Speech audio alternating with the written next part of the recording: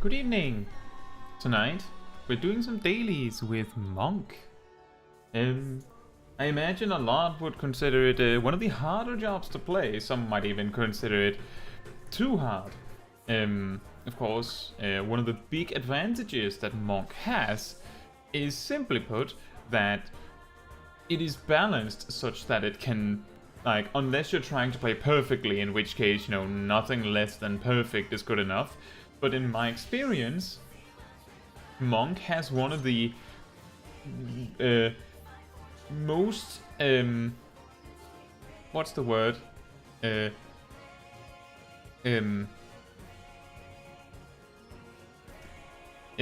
Least punishing jobs, because if you make a mistake, most of its regular GCDs do like pretty much the same damage with very little variance. So as long as you do decently well, it's not an issue. And no, we're probably not going to be trying all Monk Expert Roulette. There's simply not enough sustained healing in a group of monks. We can't do that. Hey Zig, hey Edgar Allan Crow, hey Tristan, hey Sharo, hey Emir, hey me who else, hey Hazian, hey Kitsuneko, and hey Gilano. I hope you're all doing well. Yeah, the thing is that Monk plays is extremely forgiving, was the word I was looking for, to play, because your regular rotation isn't it's not that bad if you mess it up, unless you're trying to be perfect. Like, as I said, if you're trying to be perfect, then it doesn't even matter what job you're playing. Like, even Summoner is like, you need to be perfect, right? And yes, for anyone that noticed, of course the music in the house is the balance. Or is it in the balance? Yep, in the balance. Because, as you know, Monk has perfect balance.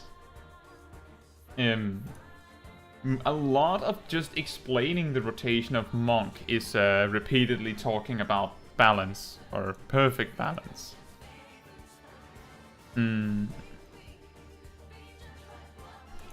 is pretty funny how that happens.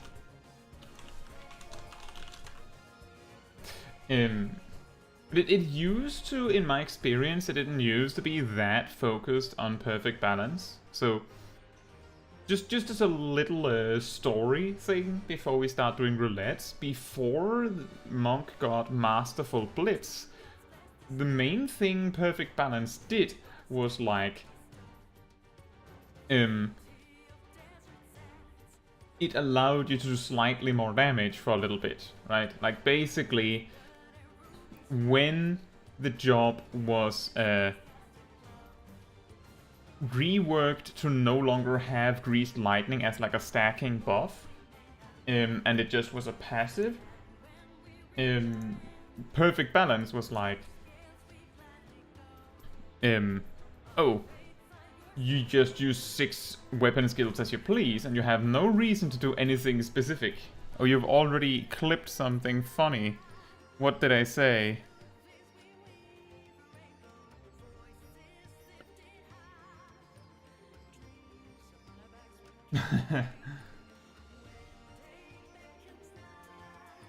Yeah, I'll have to look at it properly later.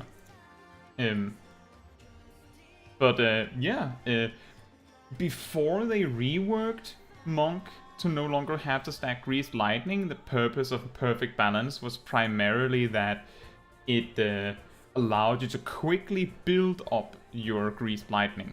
So just to take the quick roundup for those that didn't know old Monk, the way that Monk used to work... Oh, there's Tristan.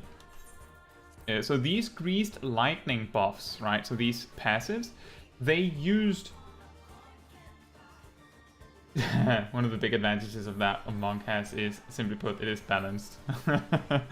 Thank you.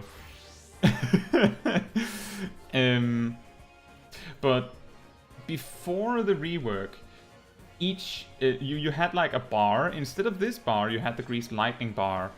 Whenever you used a combo finisher, so Demolish, Snap Punch, or Rock Breaker specifically, it would give you 1 stack of Greased Lightning and refresh the duration of Greased Lightning, because Greased Lightning lasted like 14 seconds. It's really short, actually. And each stack would do this. So 5%, 10%, 15%, 20%. But back then, they also gave you 10% more damage done, 20% more damage done, 30% more damage done, and 40% more damage done.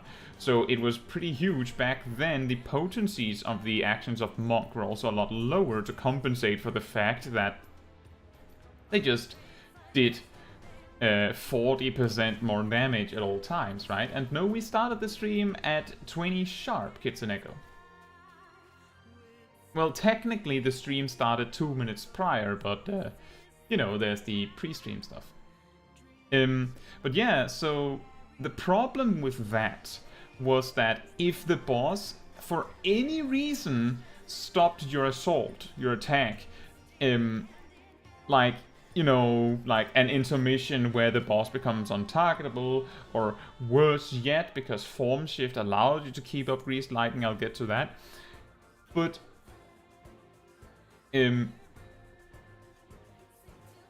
if the boss took control of your character away for 15 seconds, pretty much, then you had to start over.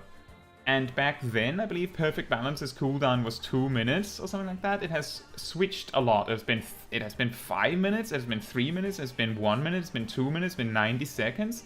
Now it's 40 seconds with 2 charges.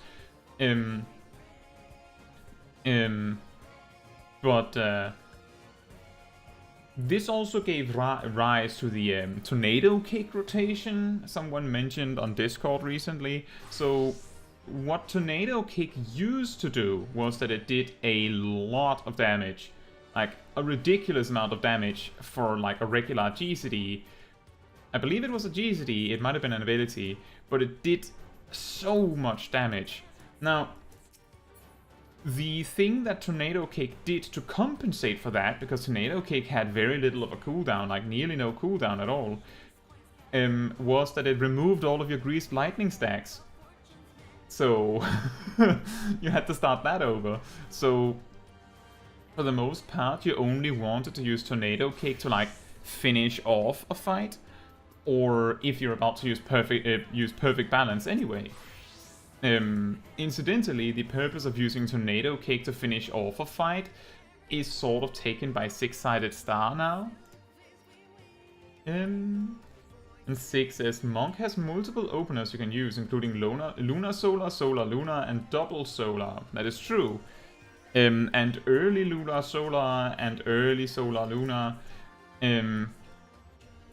But if you're picking up Monk, and you just want to play the most content in the game, Lunar Solar is going to be basically the opener that is like the classic. All of the other openers are based on some kind of restriction of the fight. In fact, I'm actually pretty sure that one of those you listed there is incorrect. No, wait, you're right. Solar Lunar, it does exist. My bad.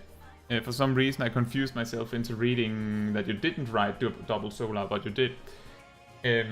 Like, Double Solar is a opener you use if you know that the boss is going to die 30 seconds after a 2-minute burst. Very specific. Greased Lightning. Edgar says, I've been so confused watching other guides for Monk, so I look forward to checking yours out because they're the best. Thank you so much. Hopefully it'll make it feel less confusing. 6 says, I remember playing Monk before Masterful Blitz. You would use Dragon Kick and Boot Shine back to back with perfect balance. Yeah, exactly. You still do that. The only time you don't do that is if you're doing a Solar Masterful Blitz. Right, so Expert Roulette. Anyone that is right here that wants to do Expert Roulette? I know Coco can't, but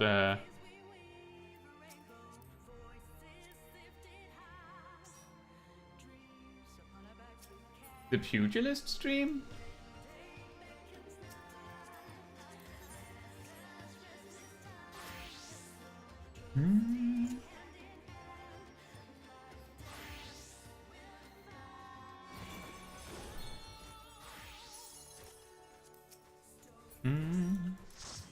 There we go, you have a party. And also, I'm not going to be doing the Dragon Kick rotation.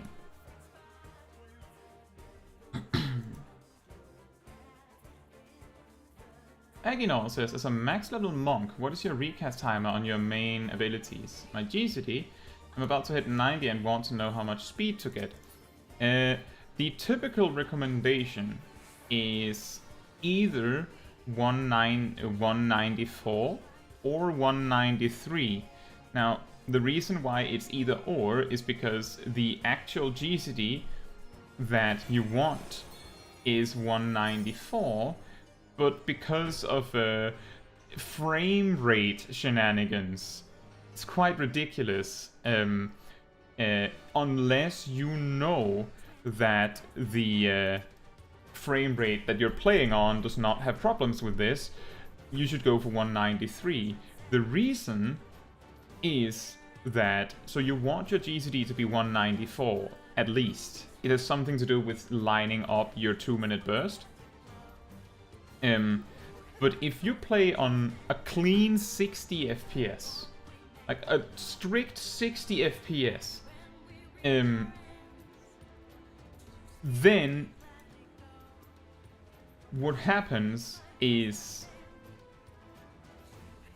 in 60 frames, there are, you know, that each frame takes up a certain amount of milliseconds.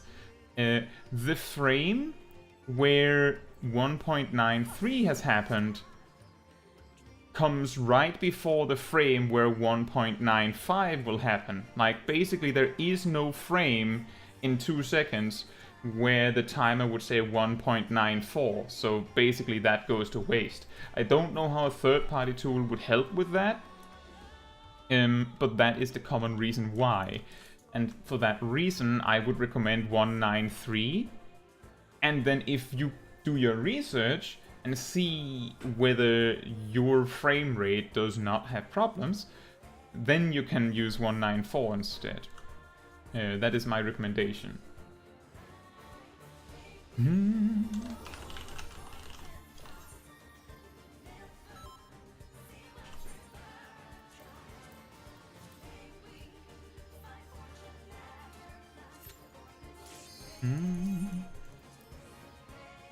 But yeah, generally, it's not very helpful if I made a guide and said, oh, you just need to get this third-party tool, because some players either choose not to, or some players can't get third-party tools because there are some people that play on consoles, right?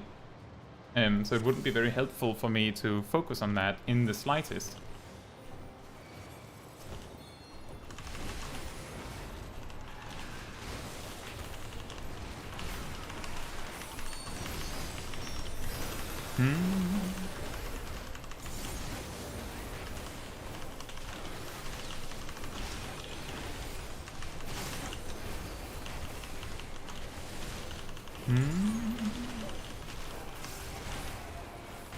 I had a sneaking suspicion that we were going to get this one for some reason.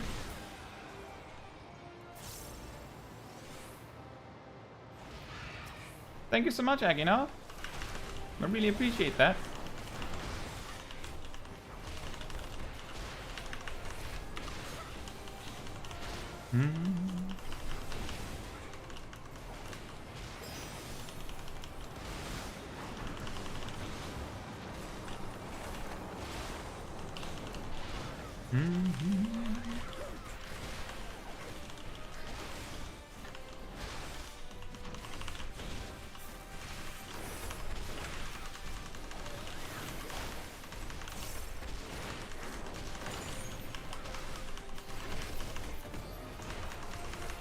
Phantom Rush is so nice. It's so much damage.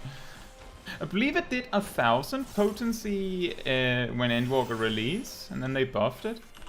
Apparently 1000 wasn't enough.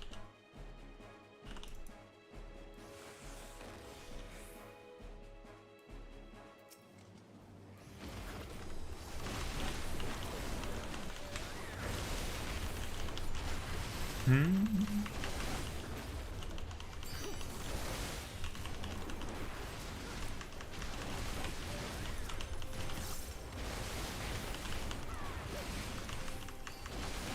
have a feeling that this is going to be a very awkward burst coming up.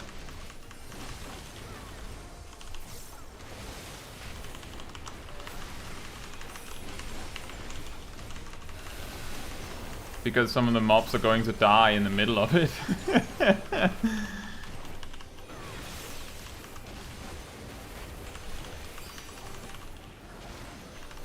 Oh, I messed that one up.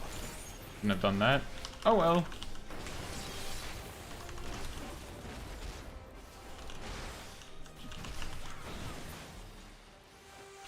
I should not have done a double Luna, but now we're here.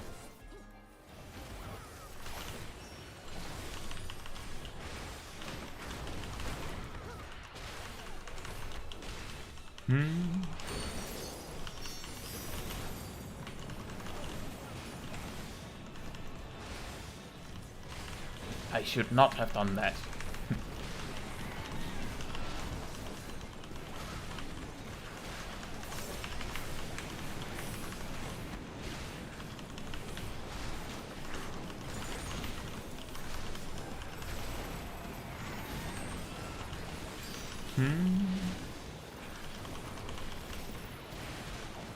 Nope. I did the double dragon kick sequence that is also a waste. Oh well. Oh, left slam.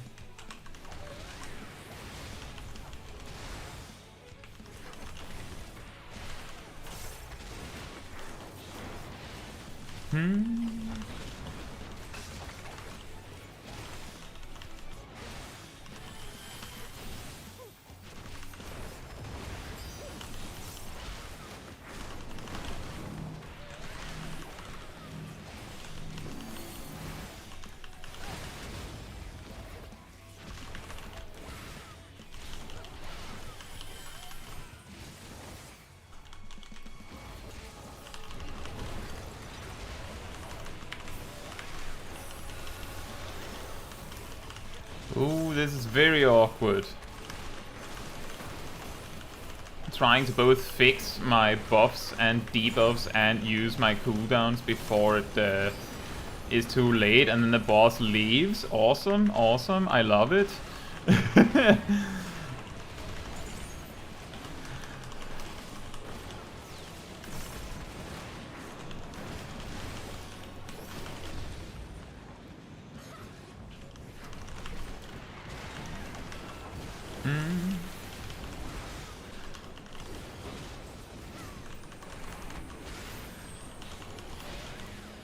There you go. The confusing part is like when you have first, like you can start your rotation with a difficult job on a striking dummy, and then it just like magically works out because you started correctly. But in a dungeon you have the trash packs and then the boss, and sometimes the boss messes with your rotation as well. So sometimes you just kind of have to deal with what you have. Which is something that's coming up shortly, basically.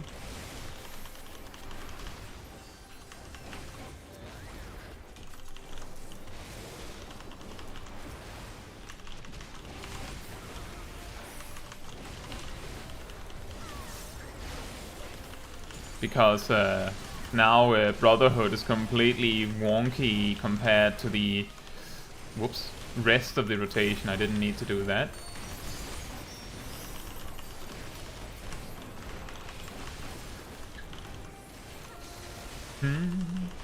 Ironically, Resi says, I believe in Dragon Cake rotation. I believe in Dragon Cake. Dragon Cake is nice.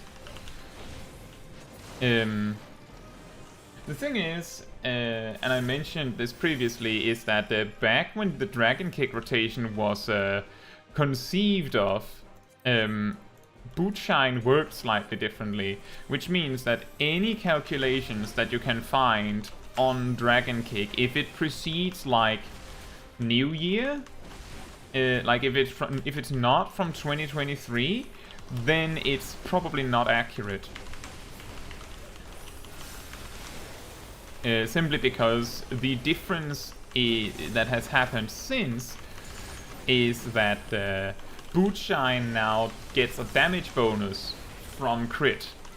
Just flat out, it just gets extra damage from the crit stat, which, you know, the Dragon Kick does not do. And that was the specific caveat that Bootshine had previously, is that the more crit you got, the more likely Dragon Kick was to crit just naturally. Which means that you didn't Bootshine didn't scale with crit, basically. And since you're playing a DPS, you're playing a Final Fantasy XIV job, essentially. You're probably going to be using crit, and Bootshine doesn't scale with crit. Pretty bad. And that has since been fixed, so that is no longer a thing.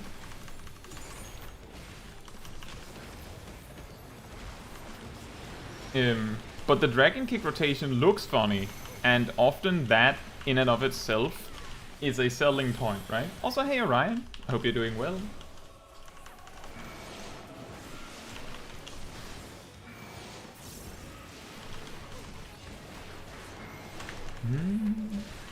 Chasing the boss around the room.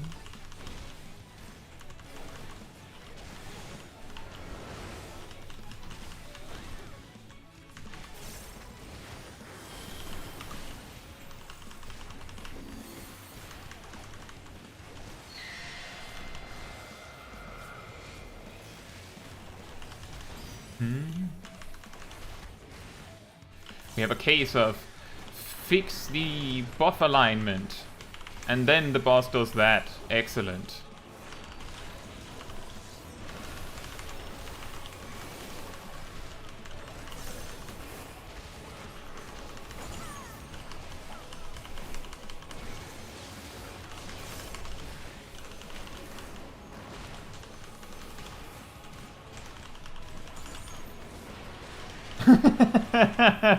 Rezi says, okay, but what you didn't consider is that my delusions are stronger than any Final Fantasy XIV patch. Right.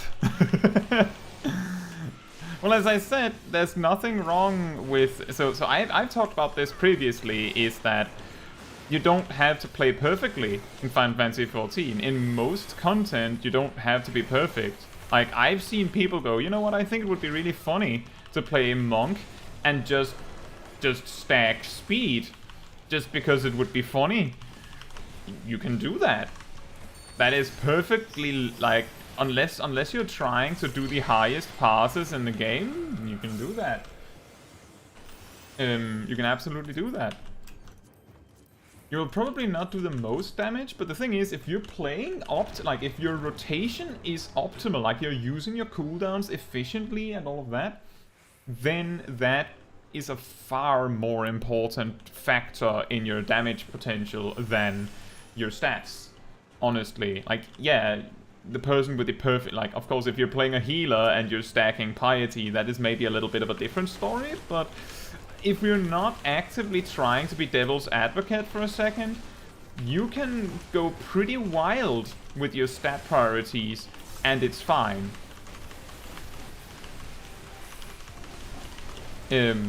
So if you like to do it like that, you can do that. Just like how you can, like, Dragon Kick is only slightly worse than not only Dragon Kick.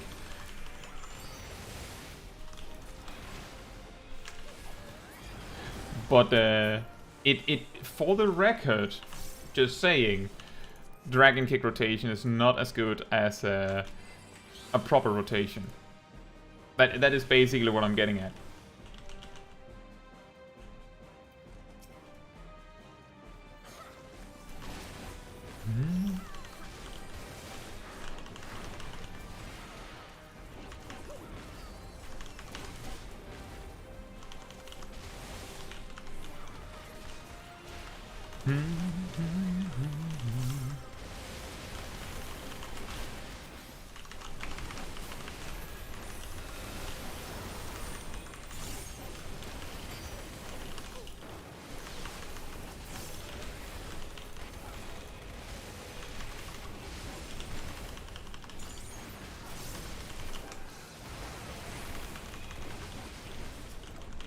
Imagine saving your 2-minute burst for the boss.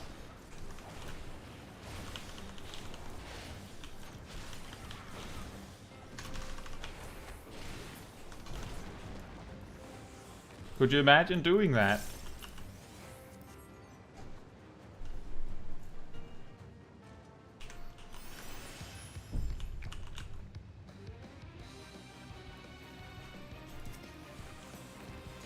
I've been waiting so long.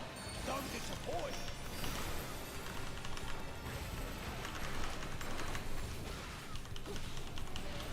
Brace yourself.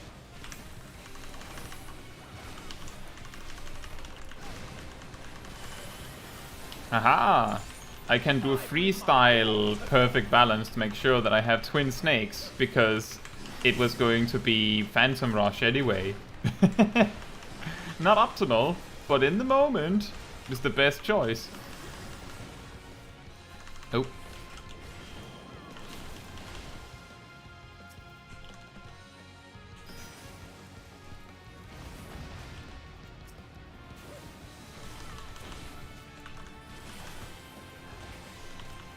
Oh no, Aginor, you should use Dragon Kick. You should use Dragon Kick. The Dragon Kick rotation is a meme rotation where you basically almost exclusively use Dragon Kick. I can show it to you after this dungeon, just to explain what's happening with that. But you should absolutely use Dragon Kick.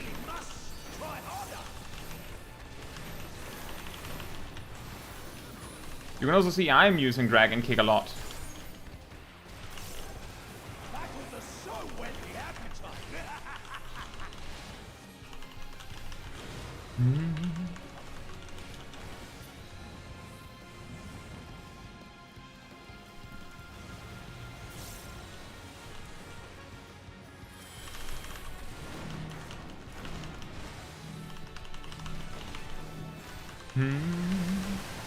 But it's like, it's a meme rotation that came up a while back. It is it comes from the simple fact that Dragon Kick does more damage than all of your other filler GCDs.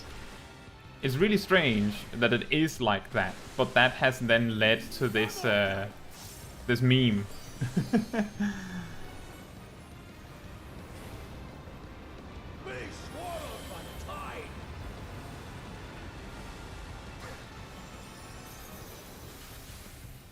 Hey Red Birdie and Alejandro, hope you're doing well. How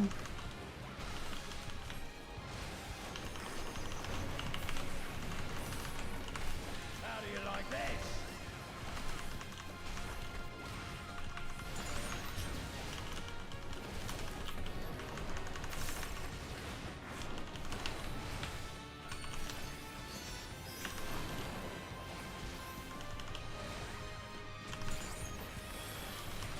This is a little bit of chaos with these Void Cleavers.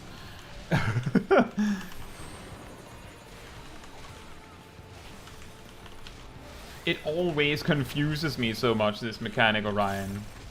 So, I totally feel that. And it doesn't even have to be that I'm melee. It's just generally confusing.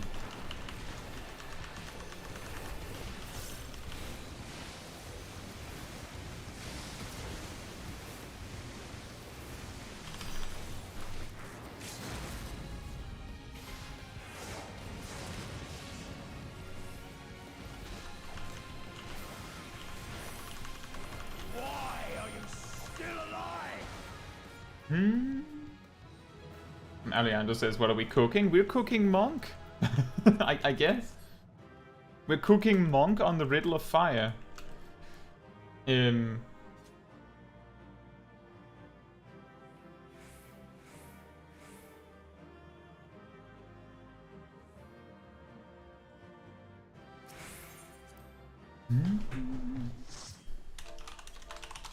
Right, so the dragon kick rotation. Basically, just to explain it, so first of all, as Red Birdie said, the game plan for Monk is 1, you want to have Twin Snakes up, 2, you want to have Demolish up, and 3, you want to use Dragon Kick and Boot Shine as much as possible, and of course use your Masterful Blitzes whenever they're there. But that's basically it. Because you can only use Demolish once every, you only need to use Demolish once every 18 seconds or so, and you only need to use Twin Snakes every 15 seconds or so, which typically turns into every 12 seconds or so, to keep it up all the time.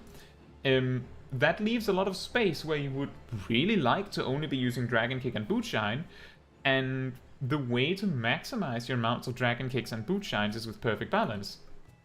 Which basically means that every time you're using Perfect Balance, you look at your buffs and go, before you use Perfect Balance, you pretty much look at your buffs and go, I should have Twin Snakes for this whole thing as best as possible. Unless you're doing the Solar Nadi, Rising Phoenix, because that one will give you Twin Snakes anyway. If you're playing optimally, every time you use Perfect Balance, you're either using Dragon Kick and Boot Shine and Dragon Kick, or Boot Shine, Dragon Kick and Boot Shine, like 3 of those, or you're doing Twin Snakes, Dragon Kick or Boot Shine, and Demolish.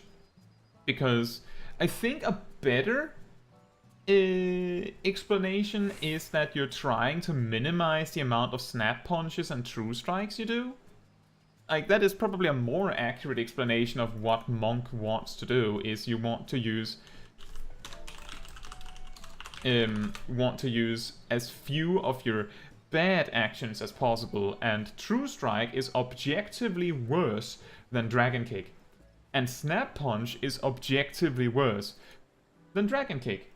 So that gives rise to the Dragon Kick rotation, because the only reason you're using True Strike and Snap Punch in the proper rotation is because they give you Oppo form, which makes Boot Shine better.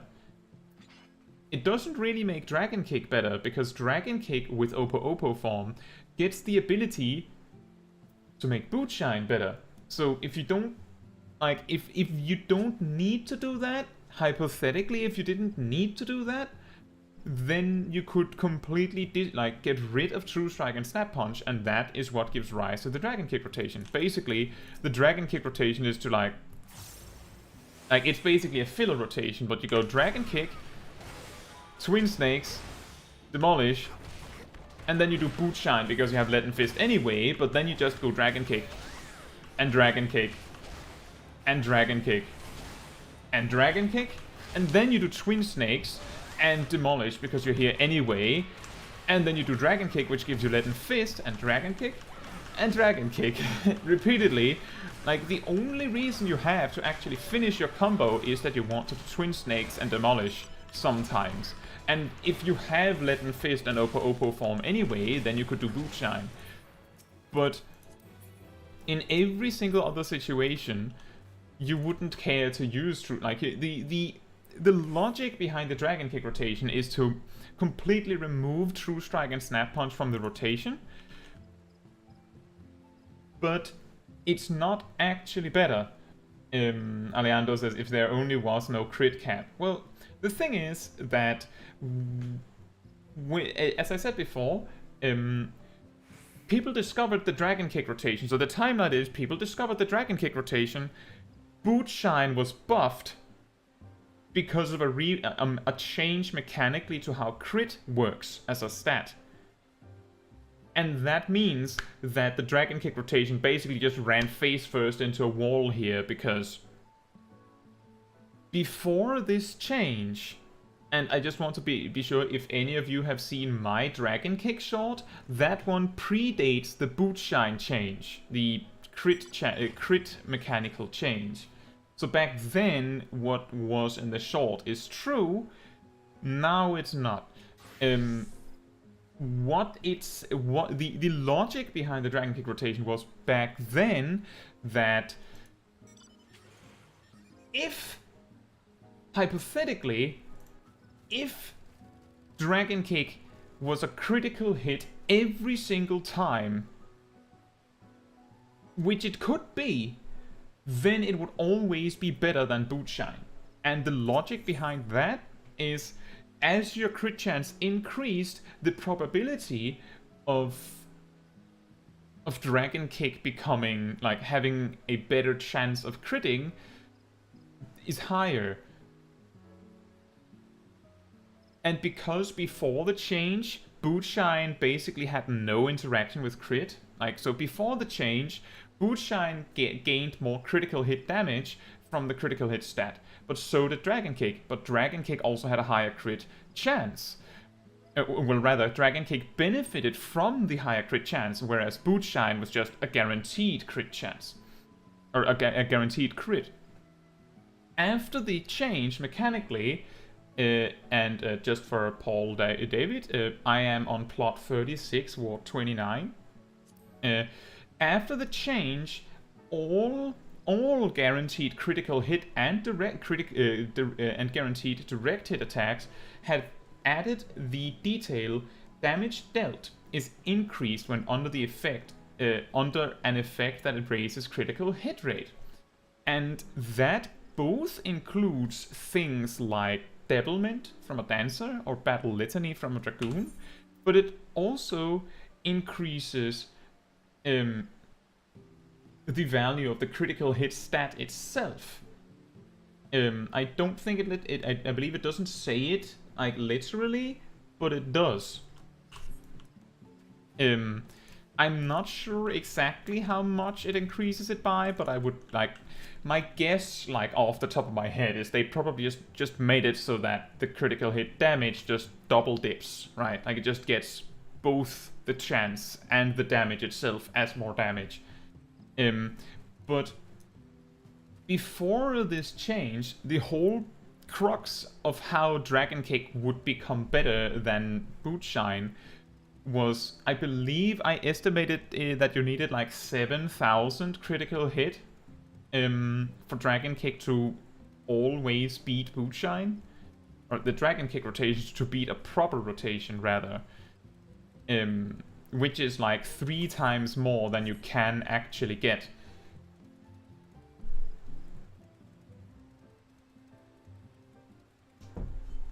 But it would be funny if you could. I'm pretty sure that they didn't actually make this change for Bootshine, though. I'm relatively confident because this critical hit change came shortly after Samurai's Kaiten removal. So they lost Kaiten, Midare Setsugeka was changed to 640 with a guaranteed critical hit.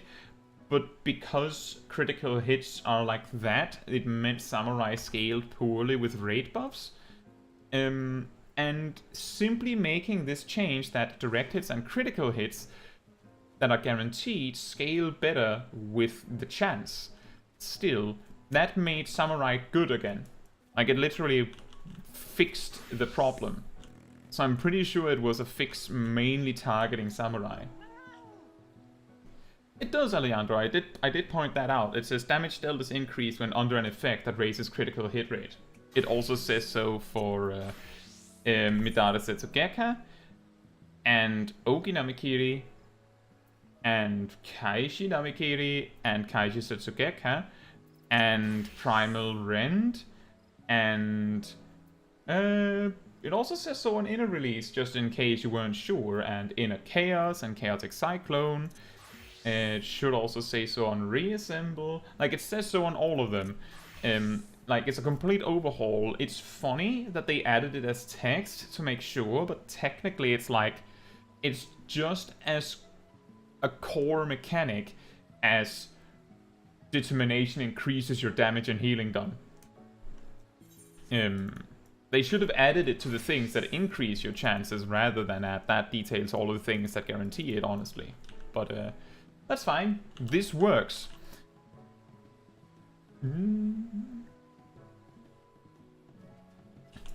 That's fine, Paul. I also forgot.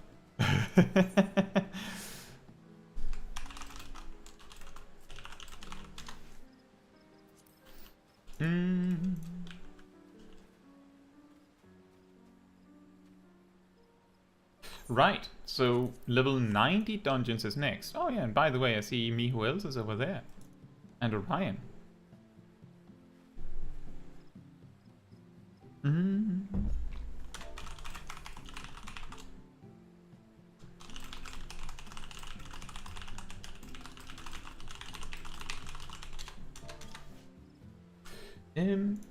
Alejandro says it's your GCD 194, my GCD is 193. Because I don't want to deal with the whole frame rate shenanigans. And also because teaching 193 is just as good as teaching 194. Specifically because then you don't have to deal with the frame rate shenanigans.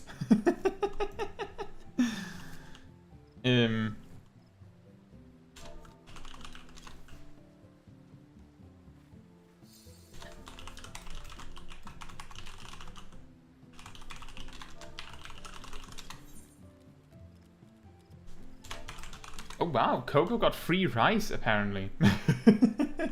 I don't know what that's supposed to mean. But congratulations to Coco for the free rice.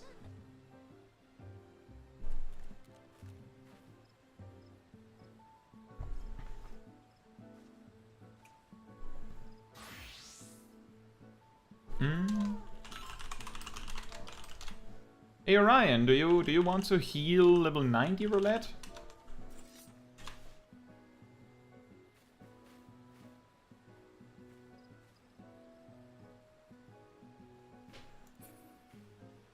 And Anders says they switched. Right, so as I said before, the reason for the whole 194, 193 thing is... So, I just want to clarify that. This frame rate issue is a thing for all jobs. It's a Final Fantasy XIV problem. The reason why it matters to Monk specifically is because Monk really cares about it being 194 and not 195. Like, that matters to Monk. It's not as important to, like, a Reaper, whether they lose 0.01 second or something. But Monk really cares about it. And it just so happens that the perfect GCD timer, like exact amount, 194, happens to have problems with 60 FPS, which is really common, right?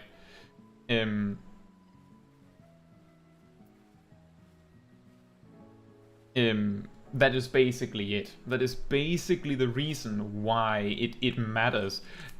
All other jobs technically also have this problem, but they don't care nearly as much about it, and their GCD does not as regularly land on one of these problematic frame rates.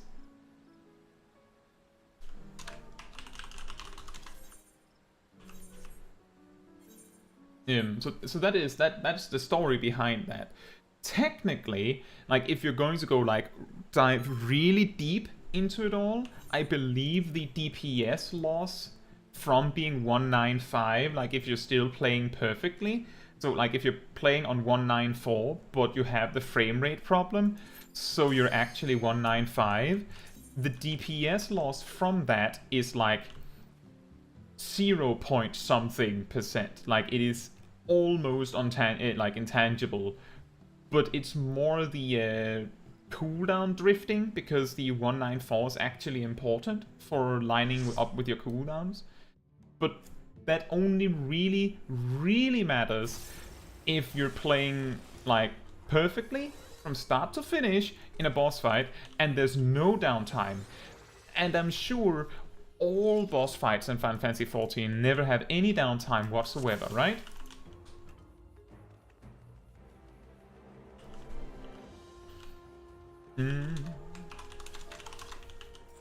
But that is that, like, it's a very small thing because of that. It's an extremely small thing, but it's important to Monk players, like to the Monk players themselves, that if you ever make, like, if you try to explain Monk and you neglect to talk about this frame rate detail, then it's it's not a good look.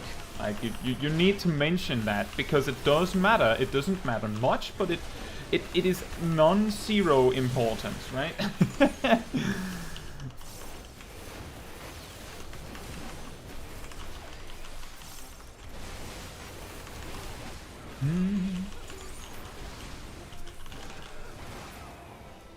Oh, perfect!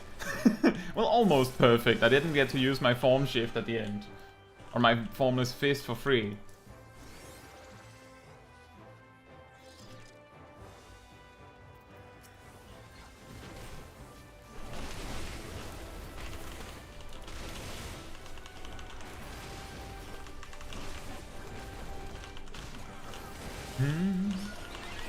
P10 does not have any downtime? Well, tell that to the tanks. I'm pretty sure someone has downtime in that fight.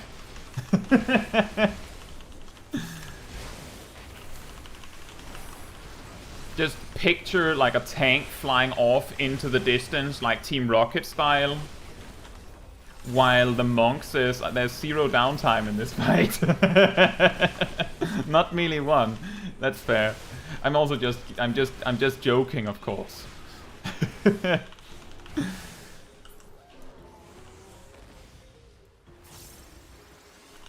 But it is true that some players will not have a full uptime in that fight.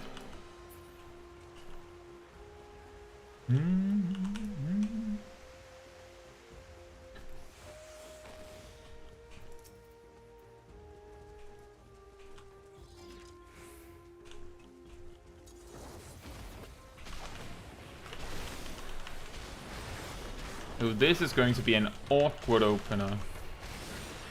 I just have to freestyle it because my buffs aren't ready properly. Or rather, I get to do it now. Perfect. Or sort of. That'll do.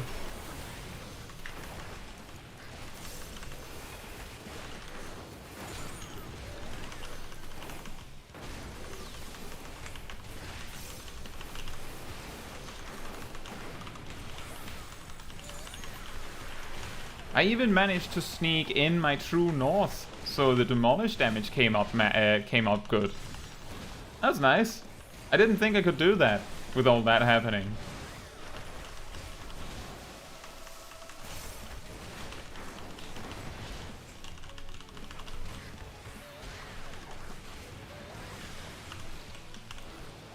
Downtime, no.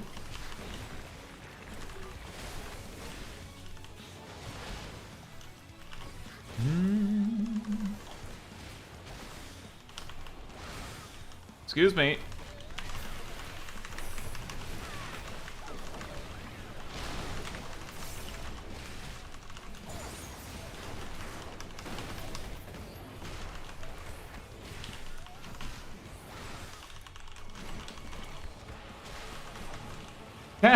So this is where the creepy jellyfish in your videos come from.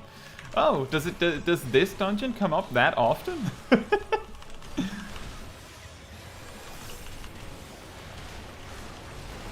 But yes, it's from here.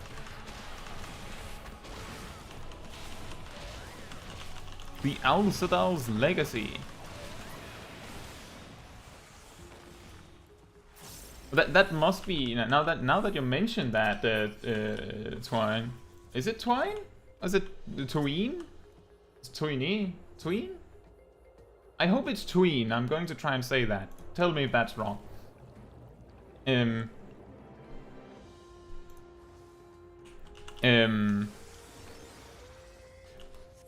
can imagine if you haven't like completed the MSQ, a lot of the background footage for showing examples of rotations or like cooldowns as a tank or a healer or something like that, where just randomly you see a max level dungeon.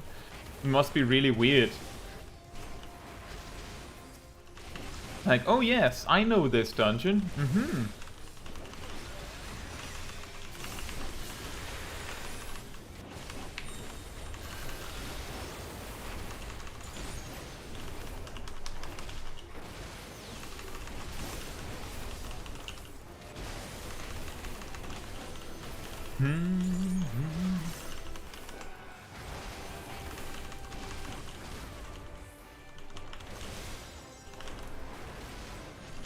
Well, Alejandro, sometimes you just can't react to it.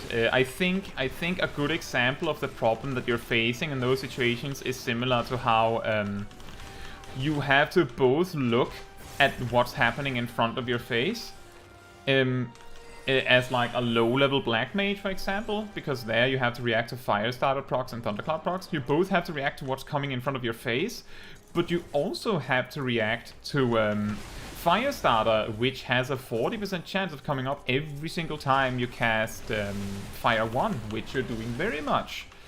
Sometimes you just can't. Right? Sometimes you can't. Similarly, but sometimes you just can't deal with the repertoire procs on top of everything else happening.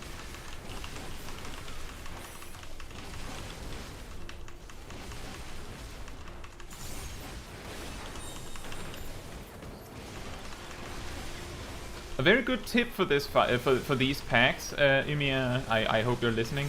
Just for the retrospect, always move the mobs on top of the Altadal's Rampart, because otherwise the DPS will not be killing the Rampart, and then you're going to be killing way more mobs than you have to. Fortunately, I prioritized using Phantom Rush on the Rampart over using it on all the mobs. It's a pretty funny strategy. I've seen tanks intentionally drag the mobs like 40 miles away from the Rampart to make the DPS focus the Rampart. But they will not do that. They will attack the big blob of mobs. So it's better to just move the blob to the boss, so that they don't have to choose. I talk a lot about this stuff, like super excessive optimization strategies. It is technically a DPS gain for everyone to do that, but it's such a minor detail. It's like a trash packs in a dungeon. So it's more like it might be a little easier for yourself in the future to do it like that, is basically what I'm saying.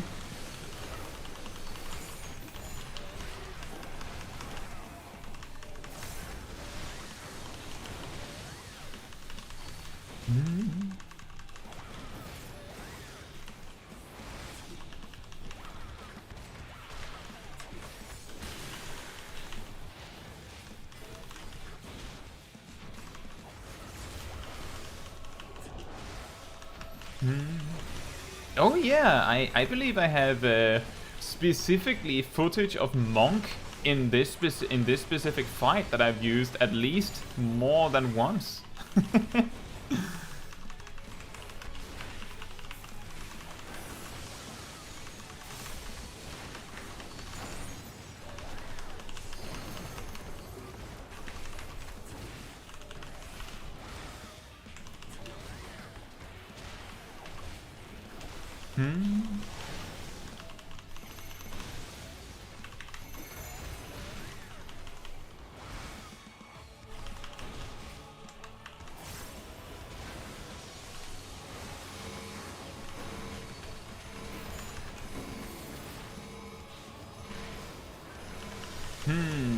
And this mechanic is always a little scary, especially because if there's like a first timer in the group or someone that doesn't remember the fight, then it gets really, really awkward when you see those spread markers come down, because they're not expecting it, and they're like, maybe they're just following someone else around the room, like, oh, they know where to stand, I'll just follow them. And Swan says, I was just about to say that. Yeah, Swan says, yeah, bosses where the entire, like, ring for hitting is 15 times the size of the player makes me realize that I came into this game late. I don't know. There's been a lot of bosses like that, but certainly it is a thing with Endwalker that bosses have unreasonably large targeting reticles sometimes.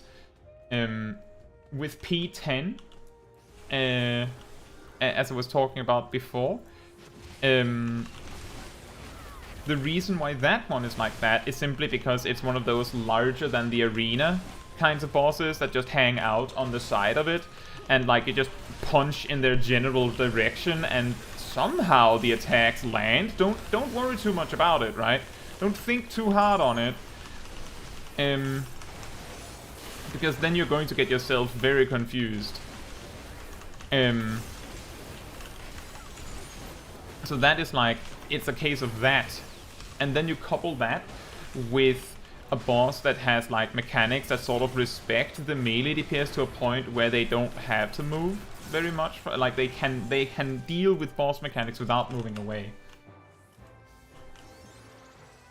But yeah, there are certainly some bosses that are kind of funny in that they have like a targeting reticle that is like that is really the thing that I know. Like I notice it when like if I'm like, for instance, this big guy that I'm targeting right now, you can stand far enough away that you're like waving in his direction and it still counts.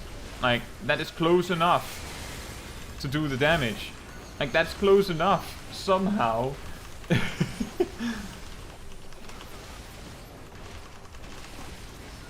Because it's not just the bosses that have like weirdly large targeting reticles sometimes. But that's when you remember it's a video game. It doesn't have to be realistic.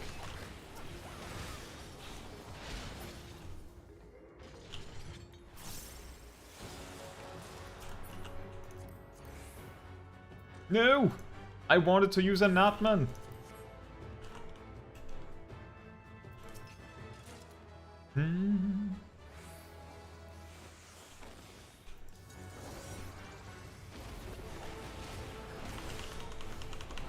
Well, I can't do my opener here. I'll just have to wait for the intermission to happen.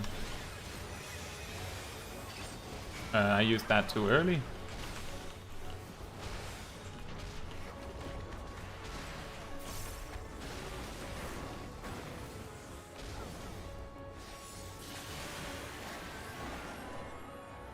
Well, the thing that a Natman is useful for is to like extend your damage buff like momentarily. That is pretty good.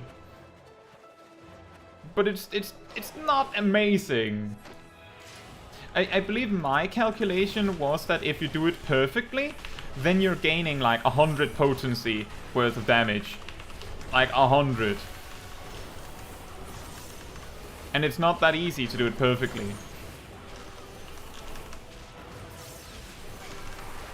Like if the boss has downtime or something.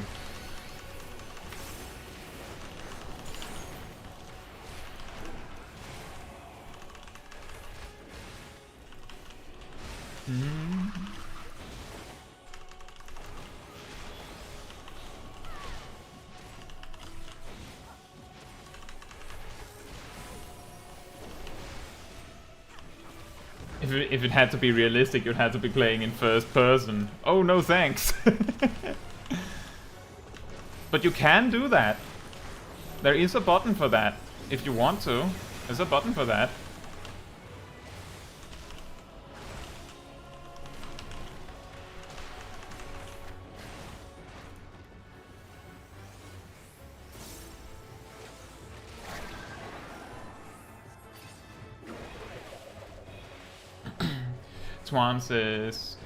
Tween says, by the way, on those larger than life bosses where they basically don't have a rear, does... Oh, I have miscalculated this. So, sorry, Orion. Does True North still apply? No, it does not. If you have a position... So if the boss does not have a open backside on their targeting reticle, then... positionals always automatically succeed.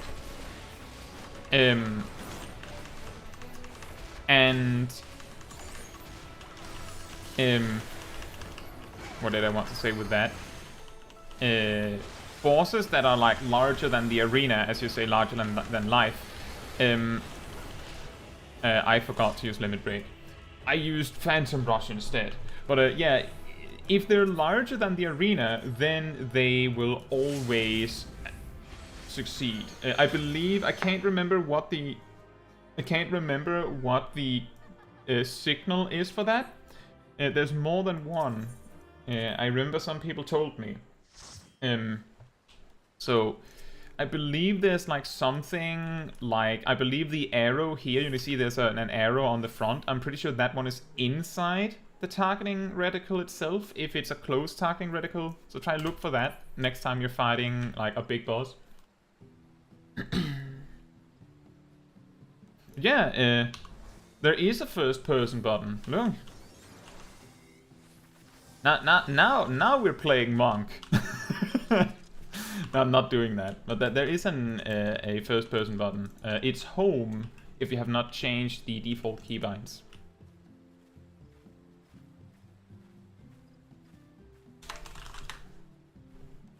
Optimal monk mode. Paul says, I did a theochemical research facility, I believe it's called, as scholar in first person. I suppose being ranged would help a lot, because you can, like, see further away.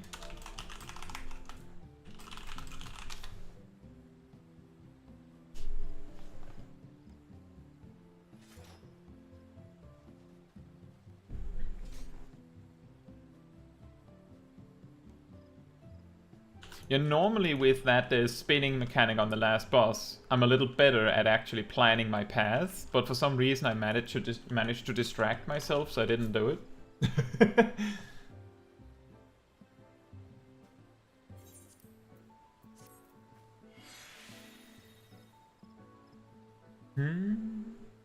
Pokeshack says, I only do that for talking with characters in A Realm Reborn in first person. Oh.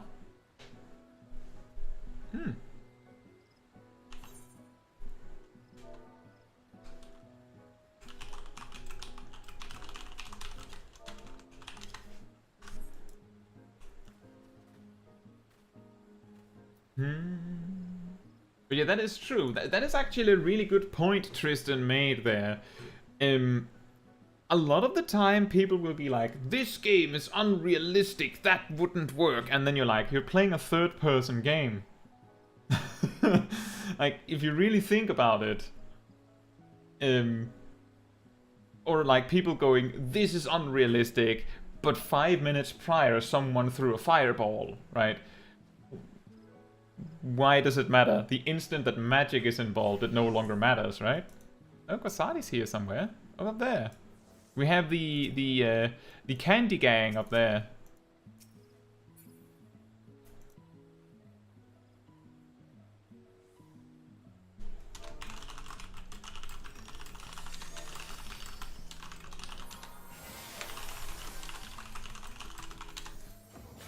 Exactly. You're playing a game called Final Fantasy, being mad that it isn't entirely realistic. And Red Birdie says, angry that max melee exists because it's unrealistic that I can punch the boss from 10 yalms away. Exactly. Exactly.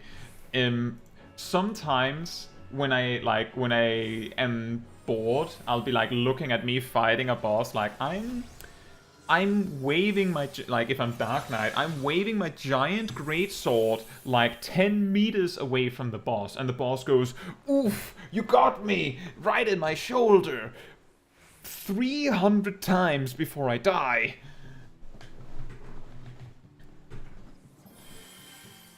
Because I consider that as well. Oh, realistic? I'm pretty sure if it was realistic, most things would die from that. Or that. Or that. Right?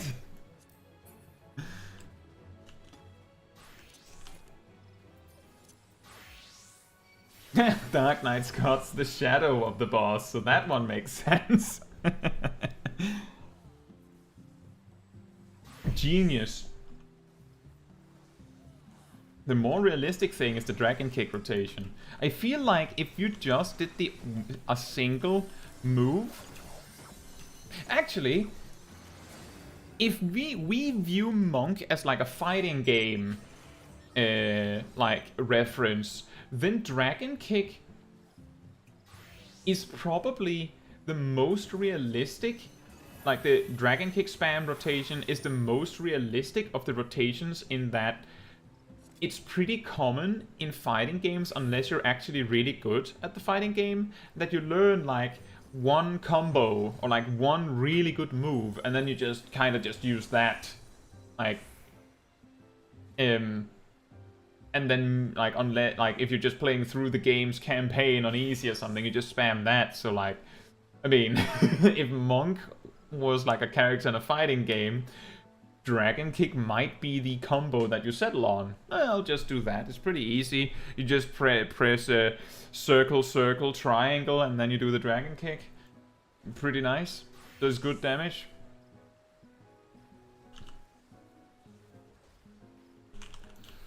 Lurking mode activated. Enjoy your, I'm guessing, reclear, Kasani?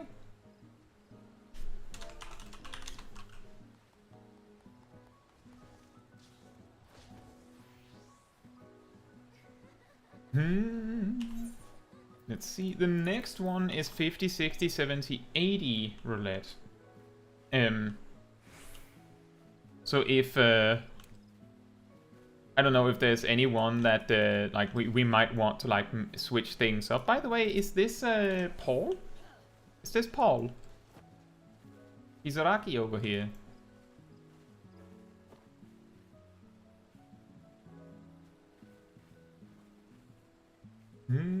Gilano says, do they have limit card and PlayStation in real life? Yes.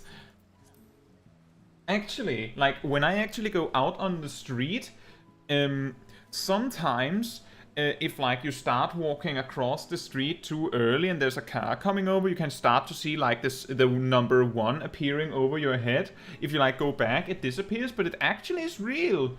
If there's multiple people, they will actually like get like 1, 2, 3, 4, 5 down the street because they're going to get hit by the dash mechanic that is limit cut.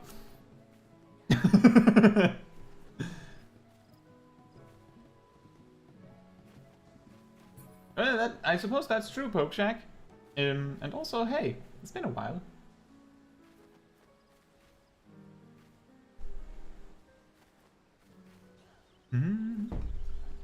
Live, love, limit cut.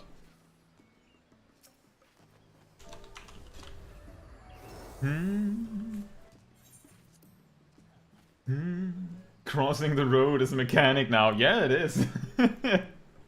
The way it works is that you wait, watch for cars, and then you walk over when it's safe. Very interesting as a boss mechanic, isn't it?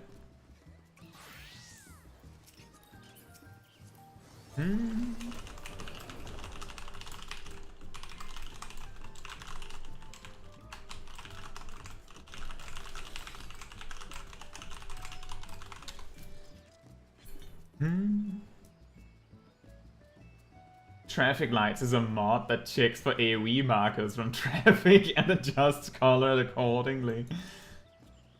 And Red Birdie says, isn't that just a train mechanic from Tower Paradigm's Breach? Could you imagine? Could you imagine having someone explain to you how traffic works in real life through old raider lingo?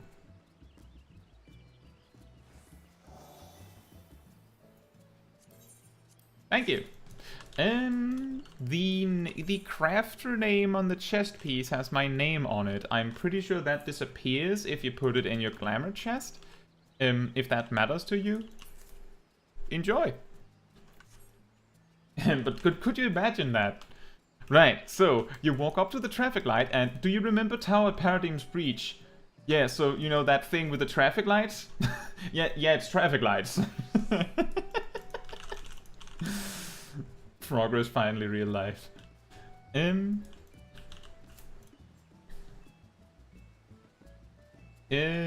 me just check. Next is next one we're doing is 50, 60, 70, 80 roulette.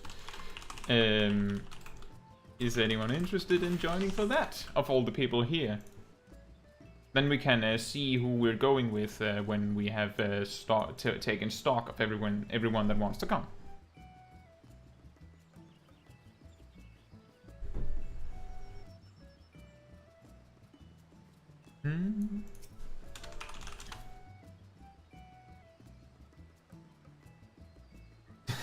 Isn't that just the train mechanic from Paradigm's Breach? Yes, I'm on Louis Soir on Chaos.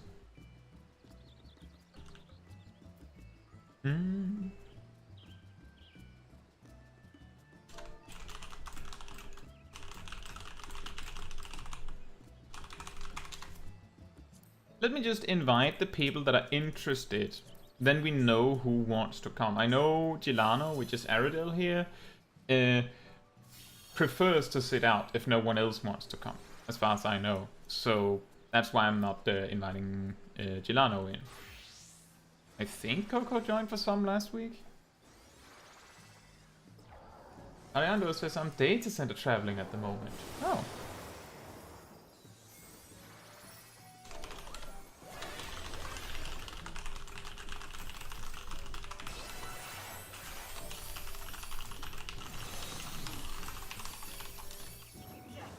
If you do the wrong mechanic.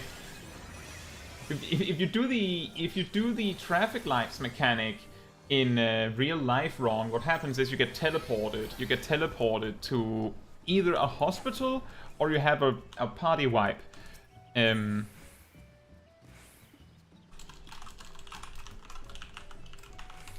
you don't want to wipe in real life. Hey Saitu! I love your videos when learning a new class, currently learning machinist, and it's helping me a lot. Thank you so much, and I'm glad you find it helpful.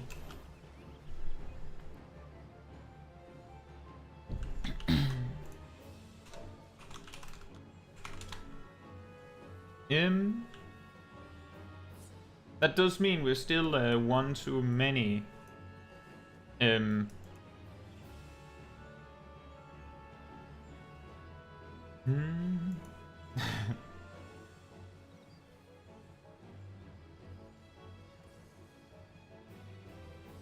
Actually, Coco, I've managed to fail the sneaky car mechanic where they just go where they have the mechanic where they have to hold back because they have a stop sign and then they go anyway, and I was on a bike and I could walk home from that, so that was fortunately not a wipe.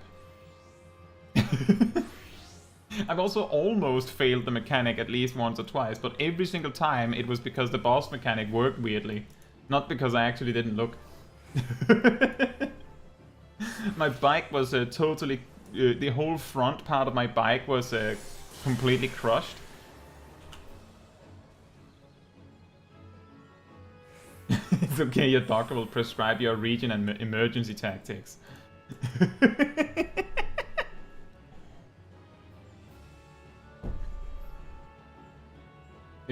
Yeah, they paid for the repairs. They also gave me a ride home. They also paid for a new pair of glasses because they got ruined too. It's actually these glasses. Incidentally.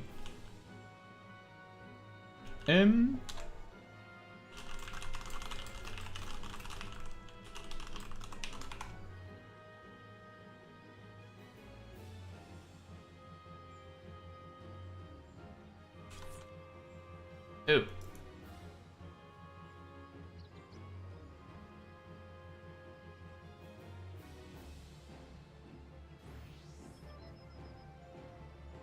I think the most fair way to deal with who comes for the next roulette is everyone gets a fair shot. If we can't agree, then it's like I have to be in the party because I'm, you know. But aside from that, it's fair that everyone has an equal shot. But if people don't mind stepping out, then I don't have to like make a choice and a judgment, and I'd rather not.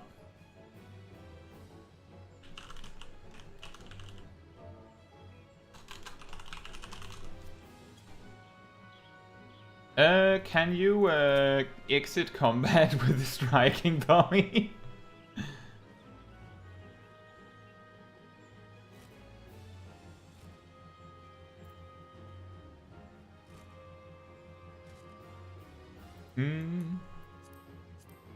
Oh, how was I in combat with it?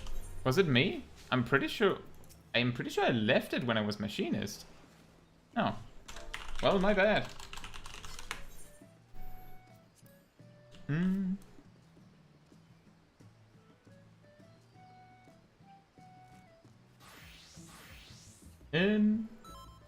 Aginol says, I deal with 20 mini-bosses a day. I'm a kindergarten teacher. It's amazing how bugged their mechanics are. They never do what they're supposed to. That's a pretty good way of putting it. I don't think this works, but I'm just going to put it on anyway, just in case it does.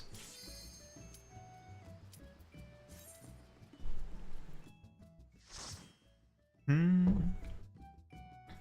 what do we get? Level 60. Oh, that means I have Masterful Blitz. Excellent. Here's a fun fact about Masterful Blitz.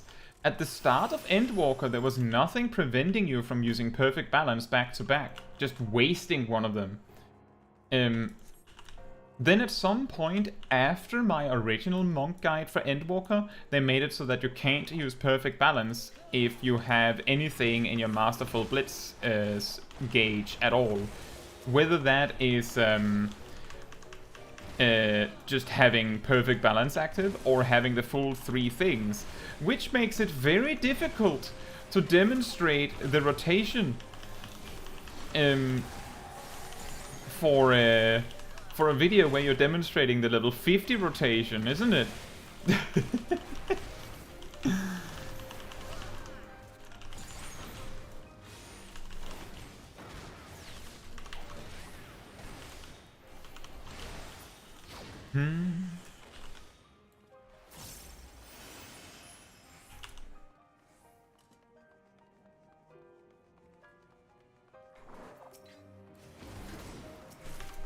Yeah, that was a funny one that I ran into. It's like a really weird quality of life thing, because yeah, it's a quality of life thing that you can't accidentally click your Perfect Balance at a point where in most situations you never would want to do that.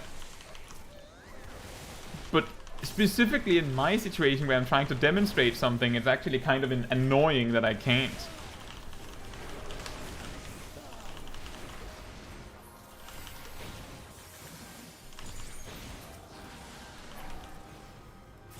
Oh boy.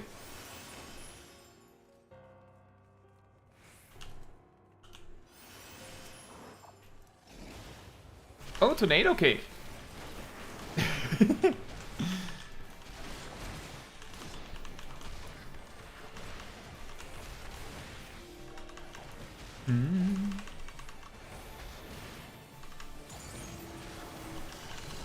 It's a much more free-form rotation when you don't have your buffs to worry about.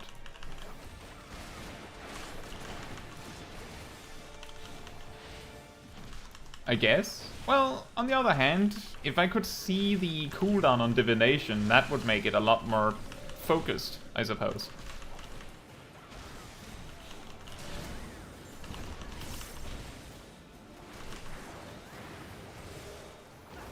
Oh, whoops.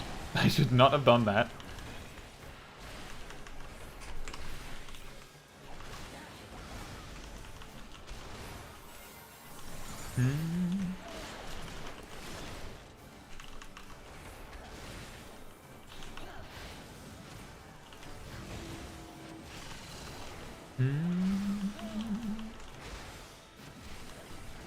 Oh, the books are coming down there.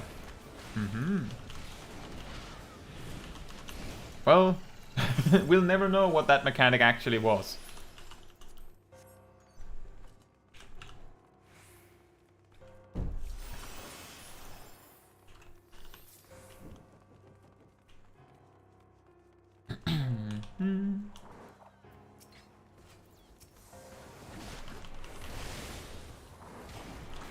Oh, right.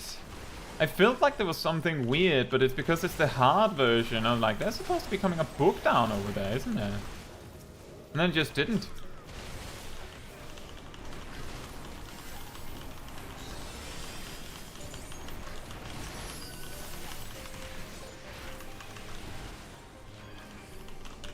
I took a lot of unnecessary damage there. Oops. Oops, oops. Pokejack says, sad point of level 60 is that you don't have a Natman. I like that skill a lot. I mean, it's very, very specific. I mean, it's an interesting action. It's just never really super useful in my experience.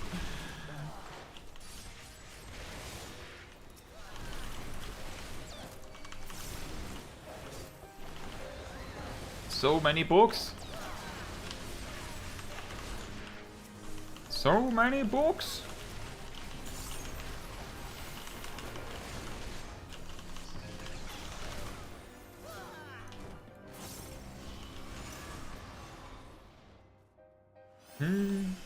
That's actually one thing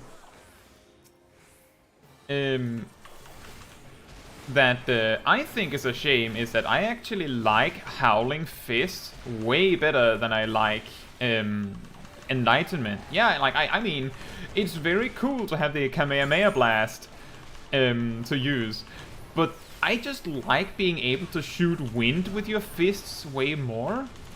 Like it just sounds like more powerful somehow.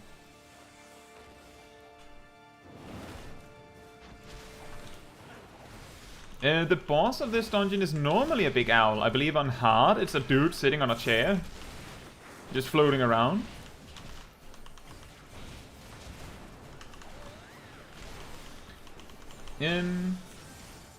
See, Twan says, what's the button besides Sage? Oh, that is a target marker. That means I can do this.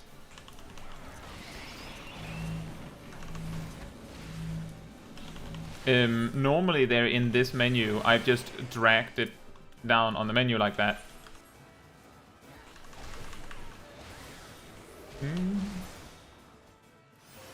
Wait. Oh, that way.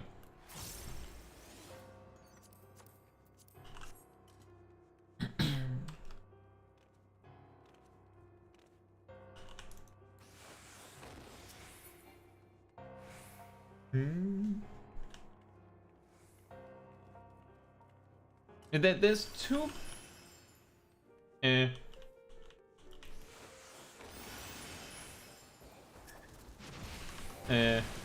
What? What? How is that a... What is an Avatar reference? Sorry?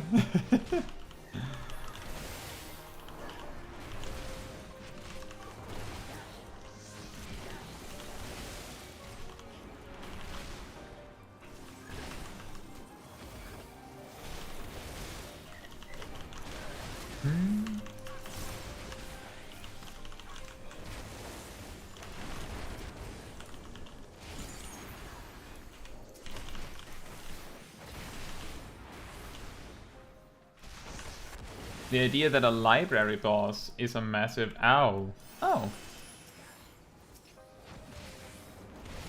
I can't speak on that. I felt like an owl being related to a library is weirdly thematically correct.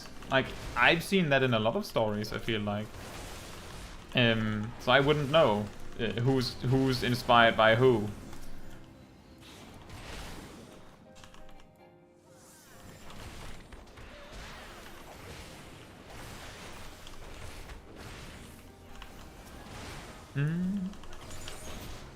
Exactly, owl is usually depicted as an animal of wisdom.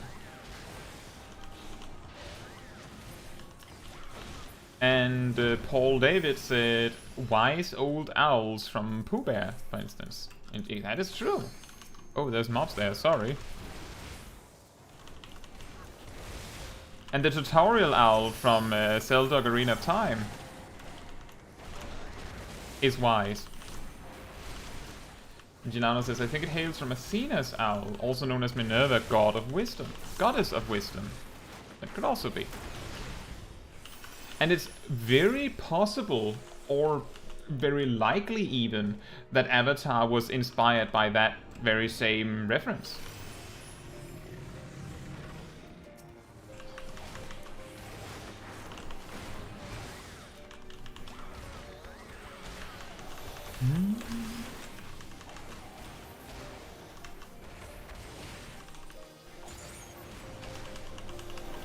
Magic hammer. Oh. That's a lot of damage.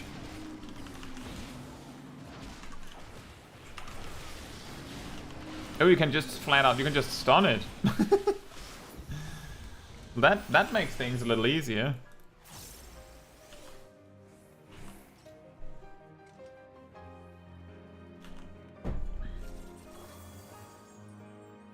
And here we are. Oh, it's actually not dude in a chair, it's owl in a chair. My bad.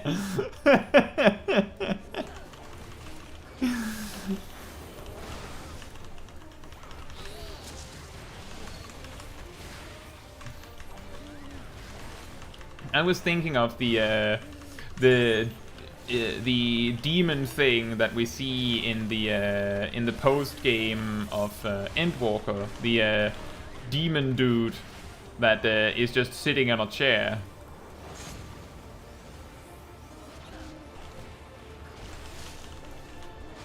And I was just picturing that.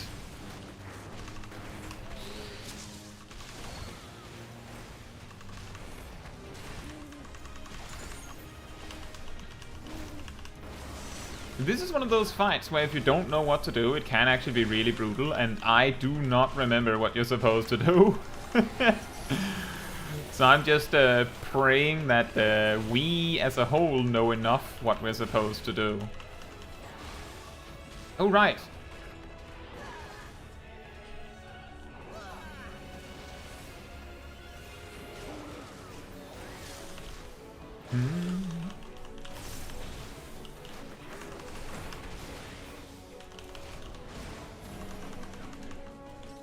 Bruh, in the middle of my perfect balance?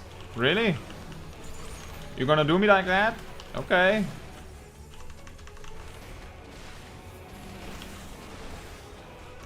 Yeah, it's the thunder one that always messes you up, because you're not. It's the single one we are just not supposed to do anything about it, like compared to the other ones.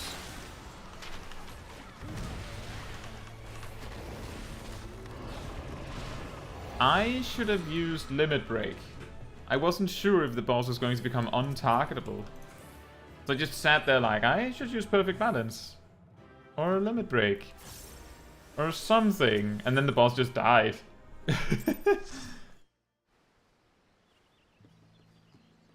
Oh, look, a tree in front of my face.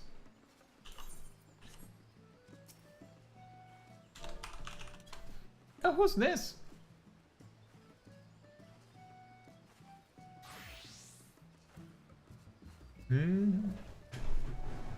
More people.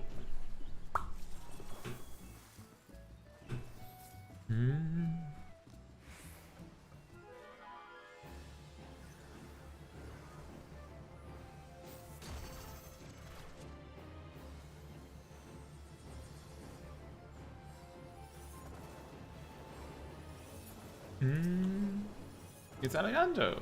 Oh.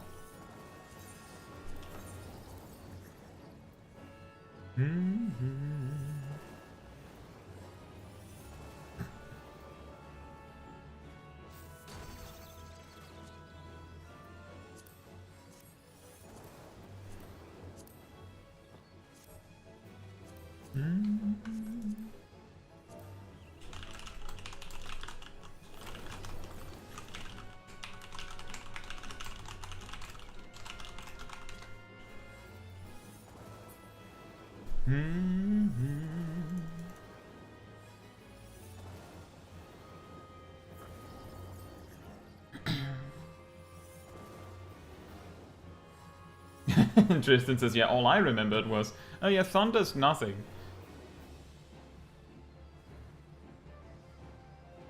Well, I feel like most of the other ones are rather intuitive. Like, we got the order of them so perfectly that they made sense, because it's like, there's the one that dispels the imp transformation. You don't know what that is, but you can see the heavy circle. Like, that one is obviously that. And then, like, if you get the Thunder one, you're like, should I be doing something about this? If you get the Imp one, you might test the one that doesn't look like heavy.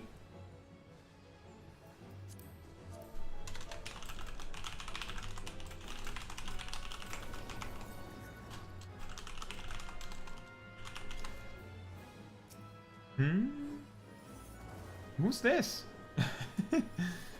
Drifting in my garden.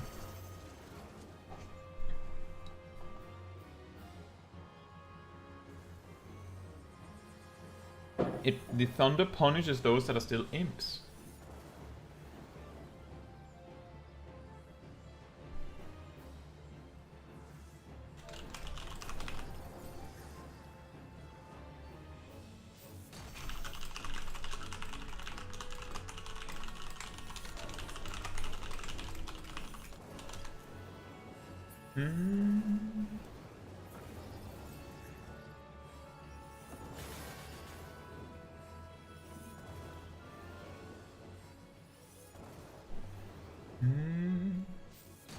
Apparently, yeah, exactly, Ton. Apparently, he summons behemoths.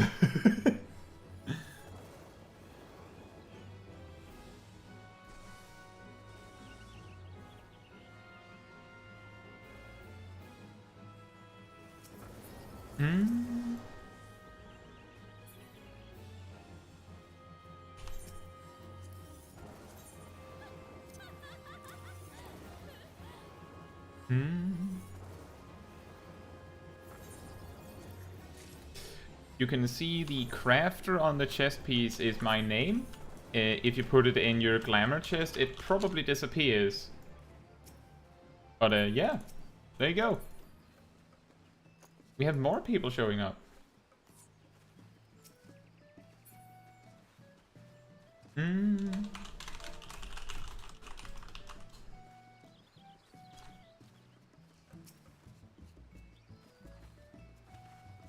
Who's this?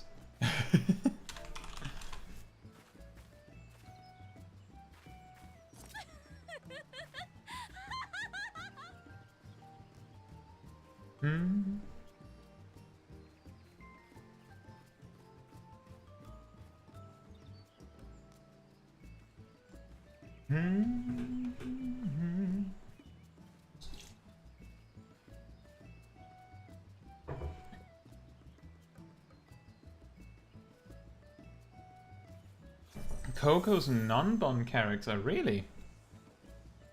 I didn't know that.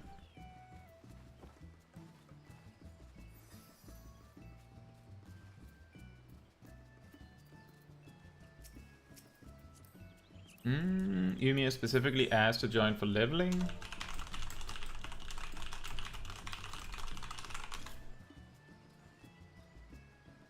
Oh, I remember Coco really wanted to join for leveling specifically.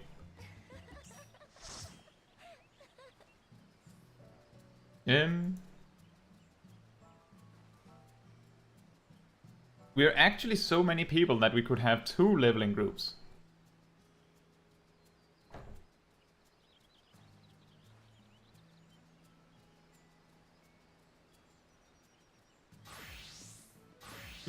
We're doing many roulettes, Haitian. We're doing trials, alliance, and normal raid too, but we're doing leveling first.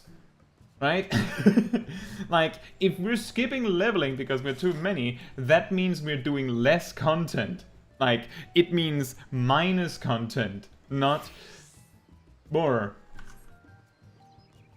But we could have 2 groups. We actually could have 3, we could have 2 groups and still have someone that isn't there.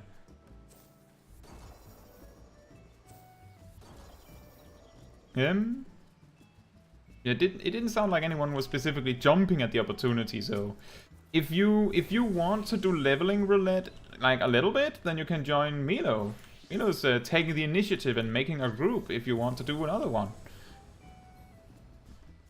Other than that, we will do leveling and then we will like all combine for trial and normal raid and everything after. If I come out and see that like 4 people are gone, then I'll make sure to wait for you, don't worry.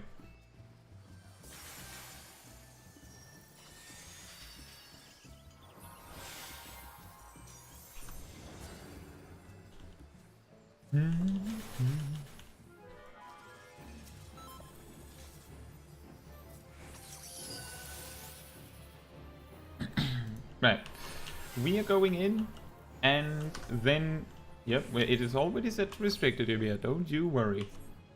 We do that, and then we can do the rest of the roulettes as 8 players.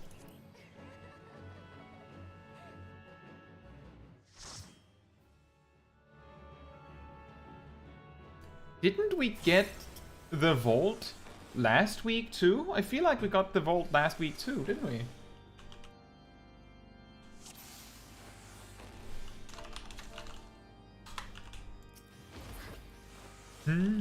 Now we're doing Monk with no Masterful Blitz.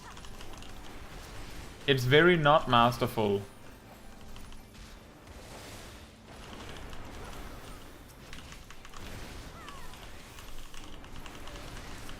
It's the unmasterful Blitz. Where you don't even get Formless Fist afterwards.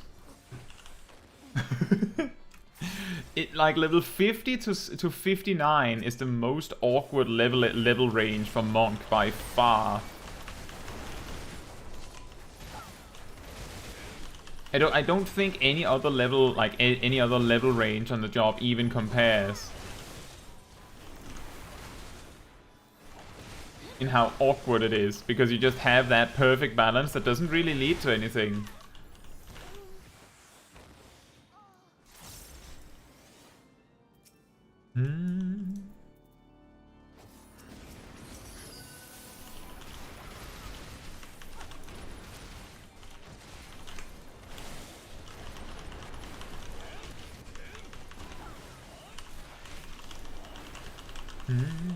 One leveling group. Two leveling group. 3. If only we had 3.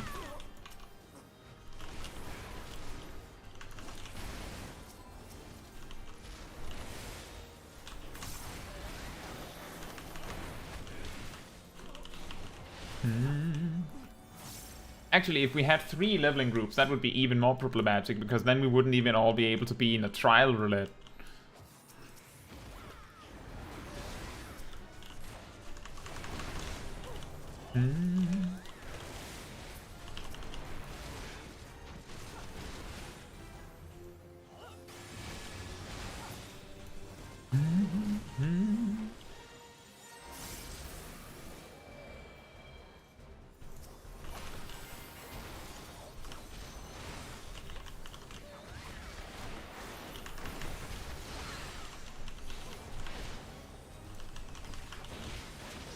Red Birdie says Monk without what?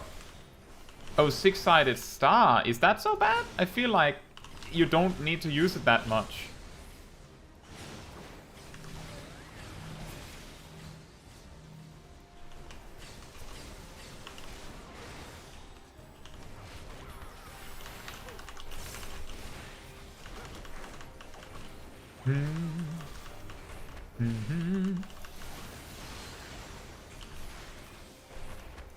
It is very confusing to do the perfect balance rotation as it is at the lower level when you've had Masterful Blitz for over an hour. It's very confusing.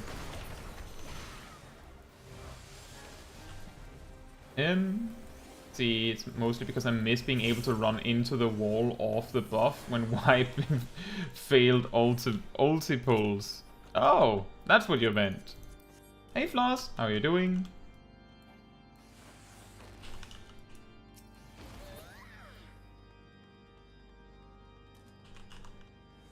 Yeah, I know what you mean, Orion. I will say that, if nothing else, Monk has the, like, it sounds like you're doing a lot of damage when you're attacking. Like, it doesn't even matter whether you are or not, it does look and sound like you're doing a lot of damage. So it's very satisfying to use. And then it helps that certain attacks, like Phantom Rush, just flat out does a ridiculous amount of damage.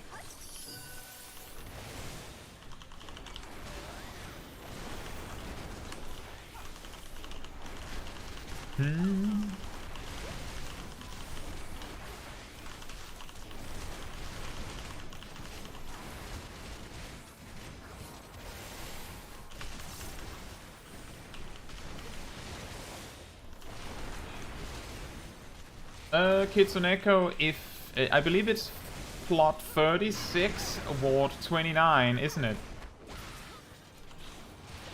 Thank you, Floss. I hope you're also having a comfy day. And yeah, I do agree on that, Orion. Black Mage is very satisfying. What? There's a random deacon alive?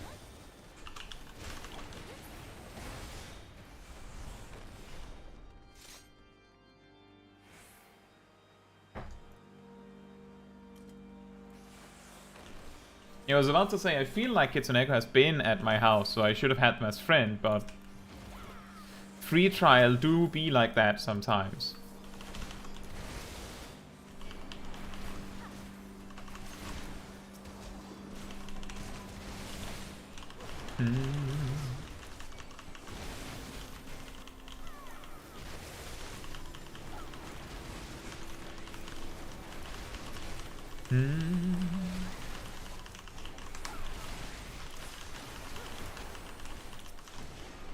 If you have ever used like a little fun fact about maximizing your damage in a dungeon, if you've ever used a DPS meter while in a dungeon in Final Fantasy XIV and calculated like the amount of damage the overall damage from start to finish of the dungeon, typically maximizing your damage on trash packs is what's going to give you the most damage output over the course of a dungeon.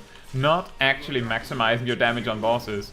This is something that you learn if you have played like World of Warcraft and done Mythic Plus, because there your clear time on a dungeon is very much dictated by how quickly you can kill the trash, not by how quickly you kill the boss. With some exceptions. Notably that sometimes on weeks where the bosses have very high HP. But you know, the general idea is right. If you want to be on top of the damage meter, the secret is do many damage when there's many mobs.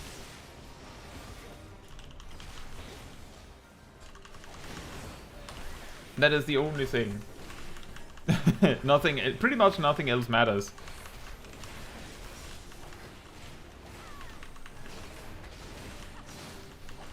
Oh! Oh boy. Now we have to survive without a healer. I'd rather not, Sergano.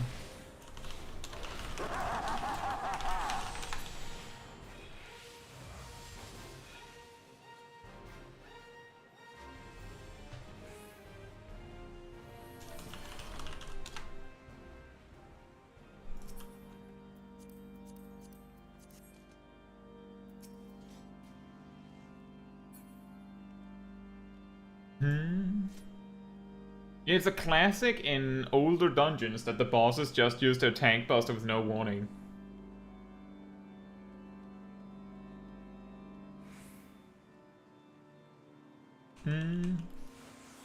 Well, Orion, in my experience, it's less.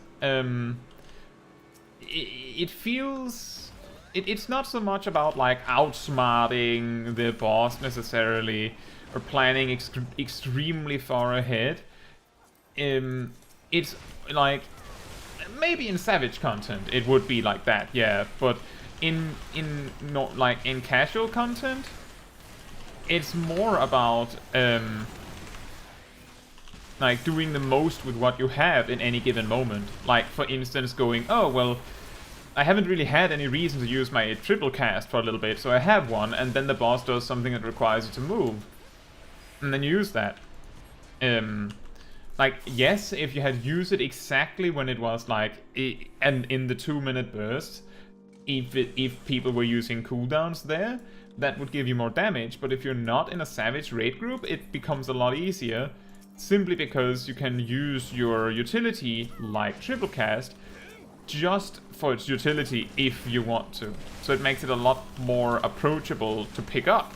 Like, when you're mastering the job, it becomes a lot more complicated. But don't make that deter you from even trying the job, is what I'm getting at.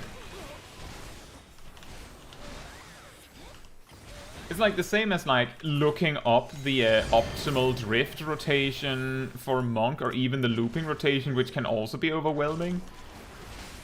If you just focus on the basics and do your best, that's usually good enough.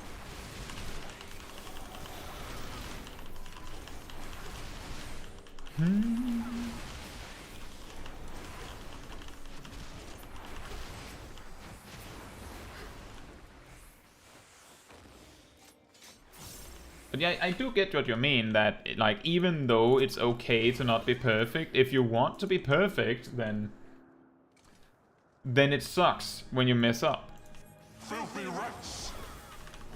Hey Riku, how are you doing?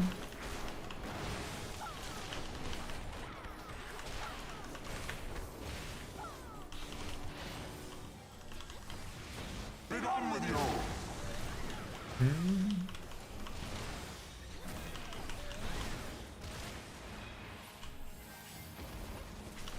You just can't say when you've last played it. Oh.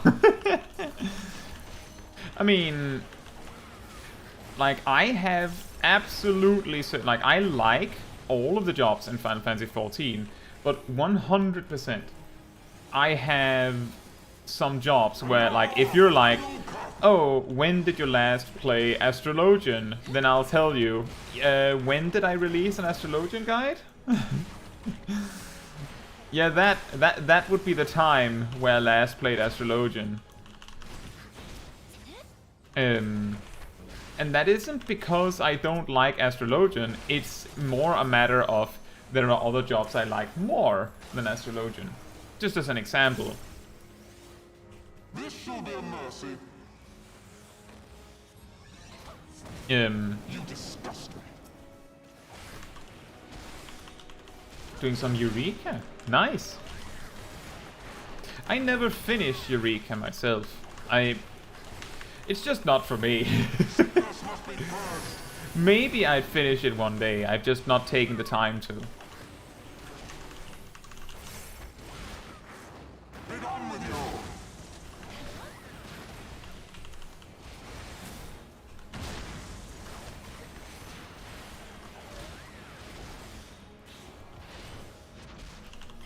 Sickness must be purged. Oh. It's getting a little close. A little dicey there.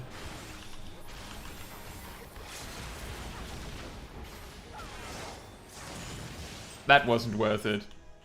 In hindsight, that was not worth it. I should have just not done that. I like grinding sometimes. I think what ruined it for me with Eureka is that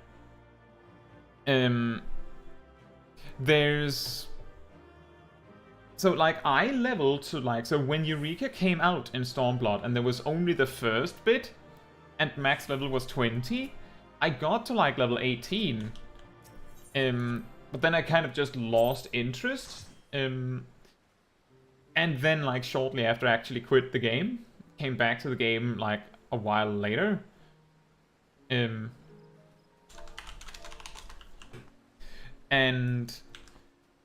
when I came back, most of Eureka was done.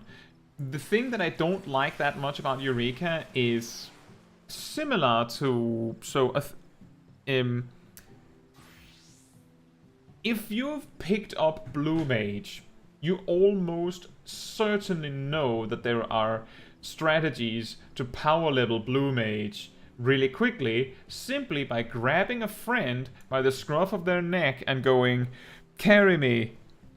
Which is ironic, because you have to have them grab you by your collar for them to carry you. And that's really boring. Like, that is really boring to me. Like, I leveled Blue Mage from 1 to 50 when it was new, solo, myself, by, like, finding smart ways to kill high-level mobs that gave more experience. And when level 60 was unlocked, I did the same thing. When level 70 was unlocked, I did the same thing. When level 80 was unlocked, well, I had discovered that it was way easier to just use missile a lot. So I preferably fought things on my level, but specifically on my level because of the kill chain and stuff like that. But I leveled properly myself because it's more entertaining. The problem with Eureka is that it has the same kind of problem where there are really gimmicky strategies that high level, like people that have already cleared Eureka and leveled it all up and grinded it to completion, that they can use to power level you, which goes so much faster that they like 2 weeks solo, nice. How about 1 day with a friend or two that knows like that has already everything cleared? It makes it really demotivating, right? And then there's the detail that I don't find Eureka as fun as Blue Mage. That's basically the reason why I never finished it. But that isn't to say that it might not be fun for others. So I'm glad to hear that you guys are having fun with it. You wanted it to be interesting. Good. Great. Exactly, Asian. Power level me. Right.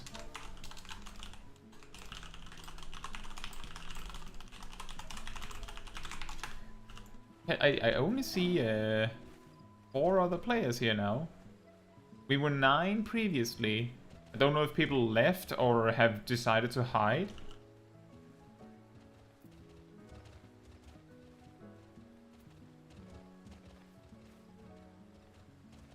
Hmm.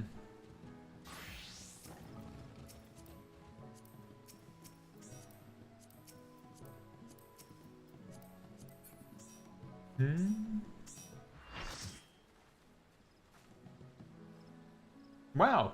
Now the question is whether we can get a balanced group. Yeah, the thing is, so Alejandro, from my perspective, the last time I was in Eureka, it was like I was in a different free company. There were a few friends that were like really into Eureka. Like they were also really into like deep dungeons like Heaven on High and Palace of the Dead. The way that I got 2 clears on Heaven on High was the first one was just this friend was like, oh yeah, anyone want to get a like clear Heaven on High, I can lead you. And I'm like, well, I've never done it, so I don't know if I would enjoy it. I would probably enjoy it. So I joined and we got a clear. And then later they were missing a person, so I joined and got another clear. Just like consistent, efficient, it just worked. So there's like easy free clear, right? And that person was also like, oh, you haven't cleared Eureka? Well, we can boost you. And that was okay for like 30 minutes, and then it got really boring. And that's kind of how it goes. Oh, Kids and Echoes here.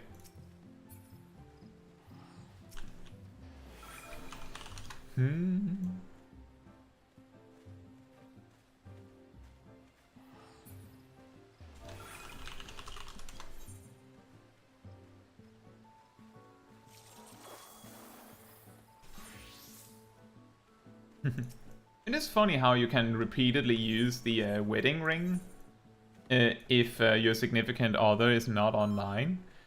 I don't know if if the person I land at, if I use mine, is online, so I wouldn't want to mess with it for fun.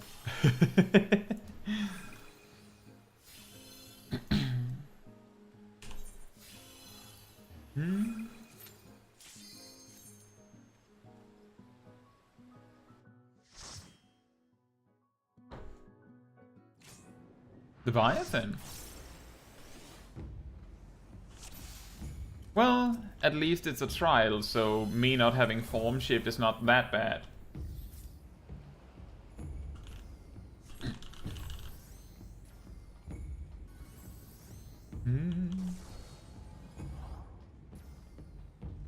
Hey William, how are you doing?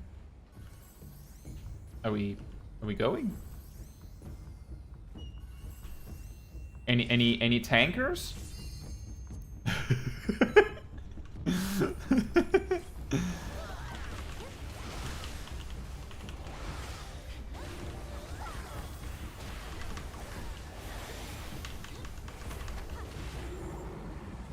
Bruh. My perfect balance. Yeah. Come, get out of the water. Thank you.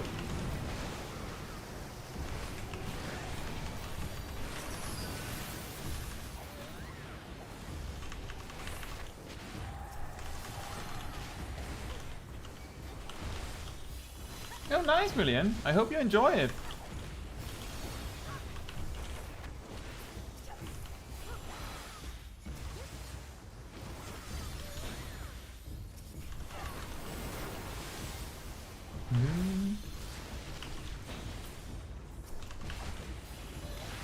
Oh, whoops. I used Dragon Kick when I shouldn't have used Dragon Kick. Oh well. What?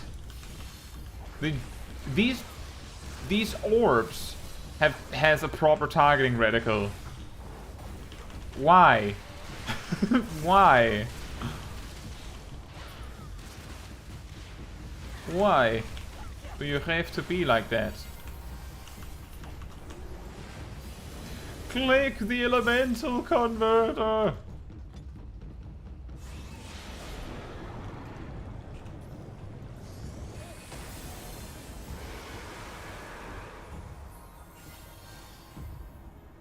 Red Birdie says, I just noticed Leviathan's tail has a rear positional. Wait, what? Are you serious?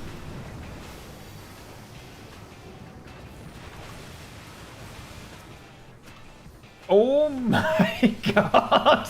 I have never noticed that. Wow, that's amazing.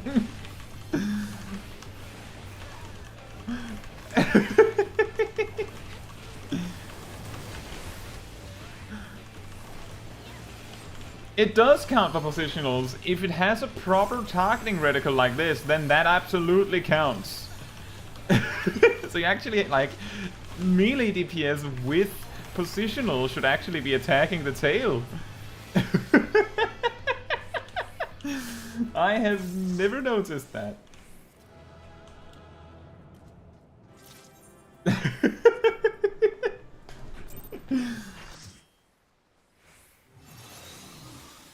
Nice observation, Red Birdie.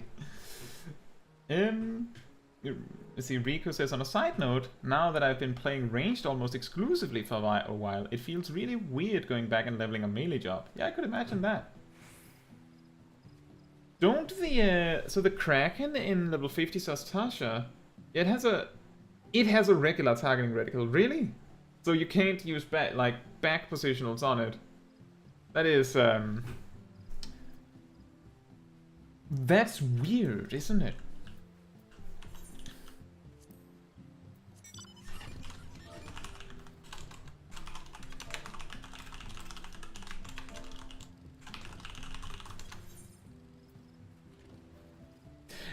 It could have been worse, Alejandro. If I remember correctly, and this is not from like experience, but from stories, because I started playing Final Fantasy XIV in Stormblood. I have been told that in A Realm Reborn, the positional bonuses included side effects, like, if you used, hypothetically, if you used twin snakes but the positional was not satisfied, you did not get the damage bonus. Could you imagine that? And then the boss just does not give you space to do your positionals right at all?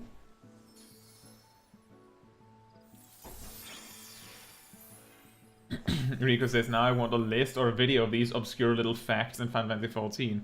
I do that, like, I actually, in every single one of my videos, with like 1 or 2 exceptions, I think, I've had... Oh, this is actually worse than A12.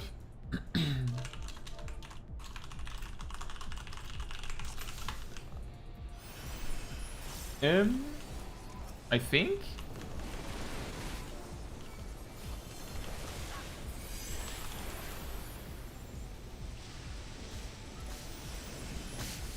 You also had an accuracy stat, which was affected by the positioning. That is also true.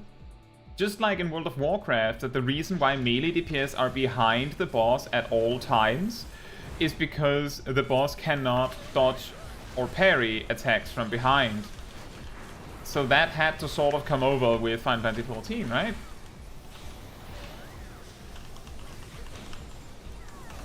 I did give you a head pat, Kitsuneko.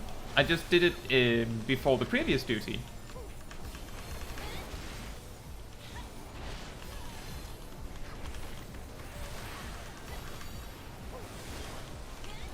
Look, everyone, it's Faust.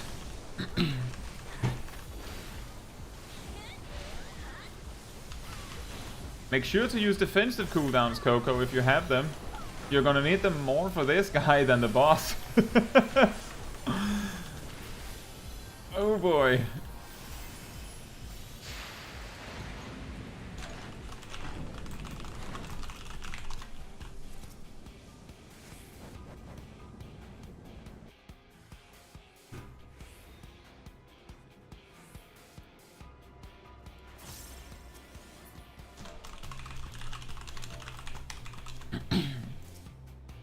Right.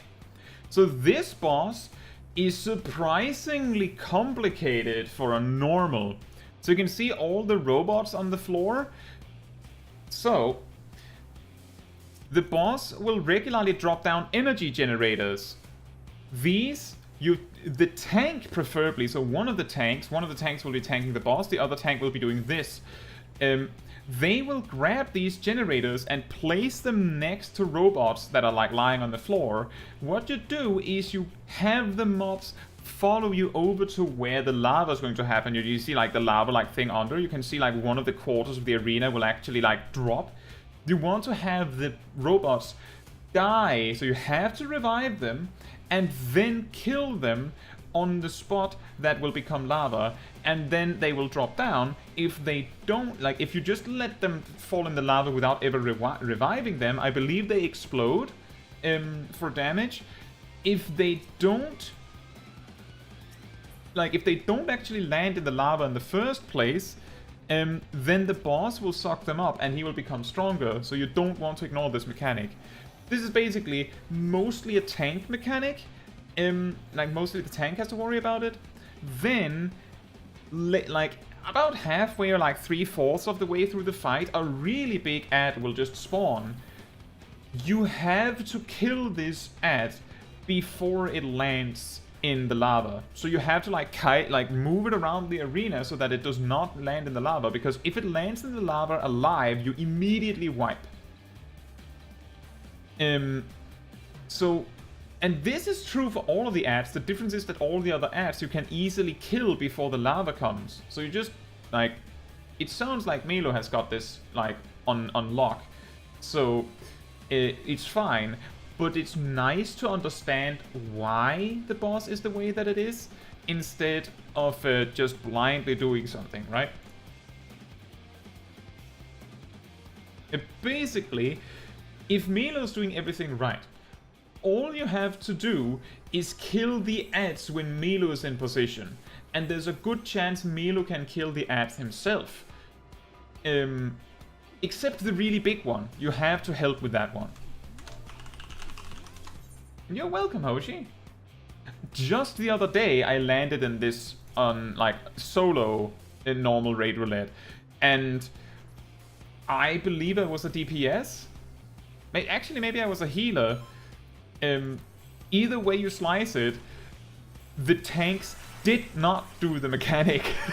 And I had to, we wiped, I think 3 times. So that was fun.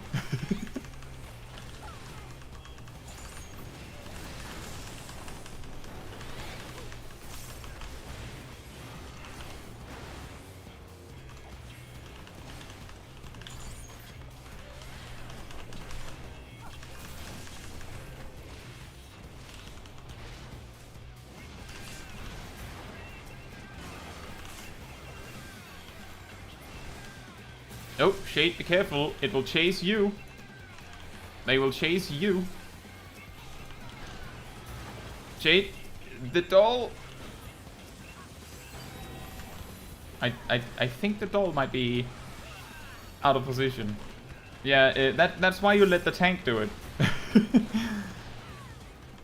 Because they, for some reason, they just fall in love with whoever does the mechanic. Oh, the doll actually landed in it. Excellent.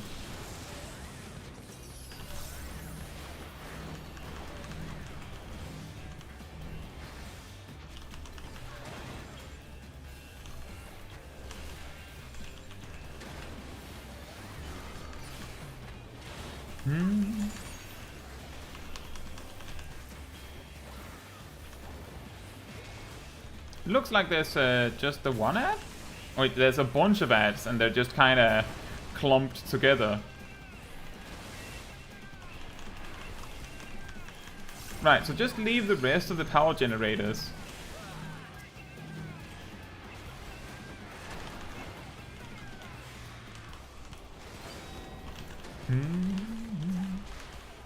Nice.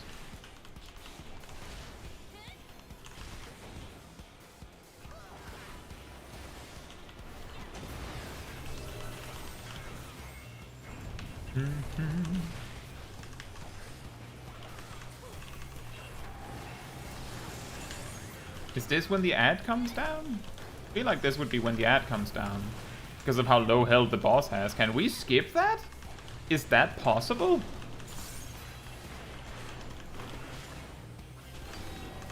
Oh, here it comes. I'm personally not very comfortable with the prospect of ignoring the ad. I think we should respect it, because I'm not sure we can actually... Actually, we can't even ignore it, because the boss becomes nearly immune to damage while it's here. That's very simple.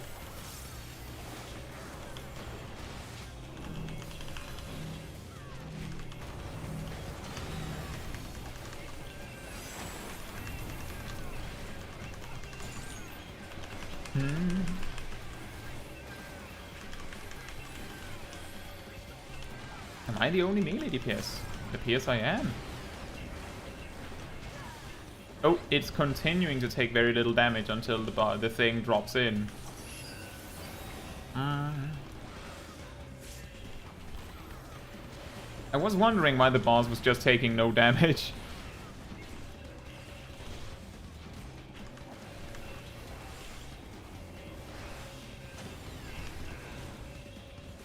Can you...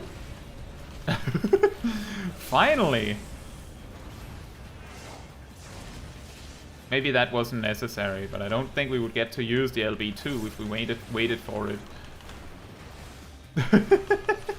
It's just sitting there for 4 years waiting for the boss to actually finish up that whole mechanic.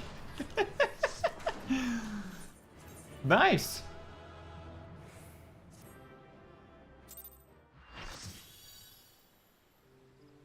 See, I like that the fight is difficult.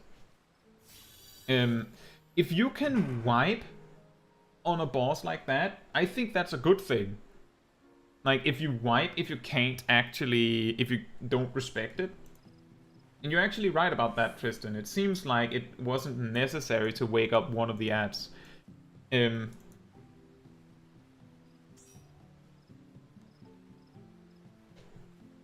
I feel like it's I feel like it's a good thing that the boss is actually difficult, without being so difficult that you can't beat it in a single sitting. As I said, like, just recently I had to like review the mechanics because I had a group that didn't know, so I had to make sure I knew perfectly.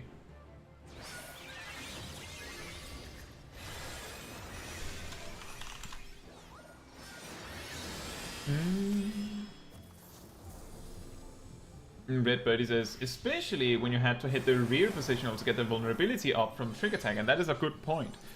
I feel like I remember that stuck around for way longer than it needed to. I might remember this wrong, but I feel like I remember that either trick attack... So the way trick attack works now is that you just gain like 100 potency if you do the positional right. I feel like in Shadowbringers even that the potency from doing trick attack from the correct positional was like way bigger in comparison to how much it was if you didn't do the positional right. But it is funny. It's actually an interesting like sudden switch in the way that they do things, that is very strange. So YouTube is claiming that there's 3 people watching, and also simultaneously claiming there's 11 people watching. Anyway, in Shadowbringers,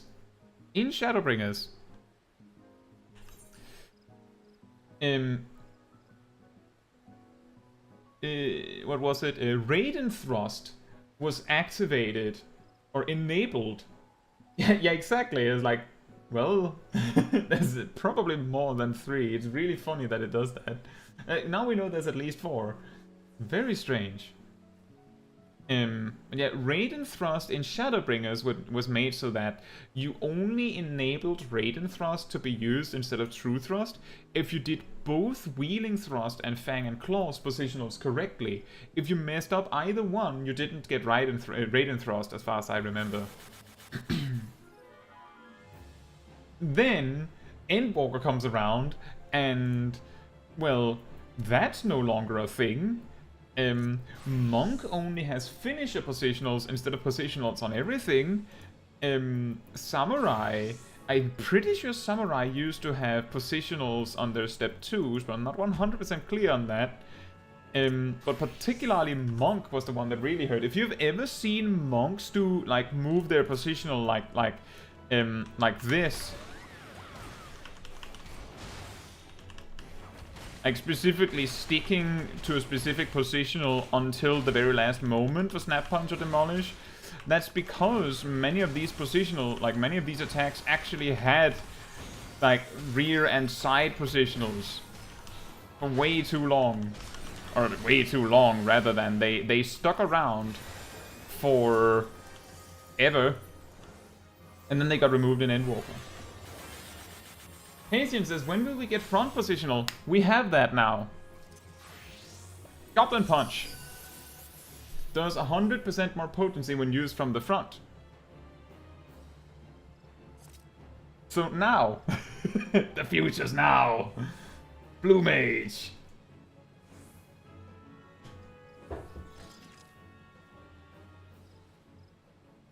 More 220 filler. No, so this one is important. Blue Mage does not have a 220 potency filler that is instant, aside from Goblin Punch. Goblin Punch does bad damage if you're using it just normally. It does acceptable damage if you're using it from the front. It actually does 320 potency if you're a tank using Mighty Guard and you're doing it from the front. Or if you're using Basic Instinct and Mighty Guard and you're soloing something, then Goblin Punch is also really good. It is better sharpened knife in that respect. But it's a front positional. It's the first one of its kind. I'm pretty sure we never had that before.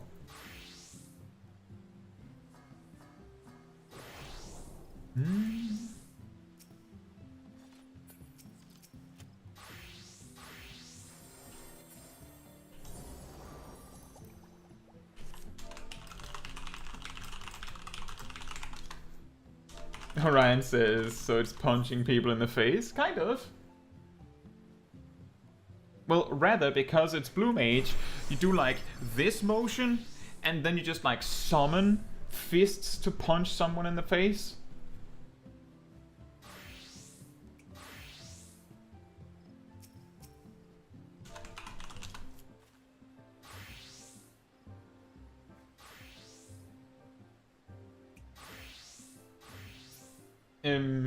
Which is really funny because Blue Mage does that with a lot of attacks. Sharpened Knife summons a knife that stabs the person.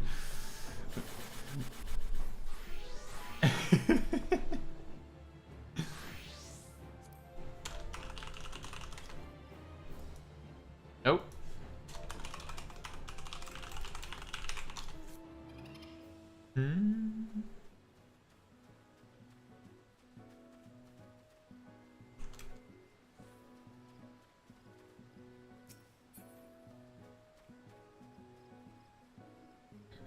Hasian says, where's the Blue Mage spell that says you deal one potency damage? What? Like, do you mean that the enemy does 1 potency damage? Or the Blue Mage spell that does 1 potency damage?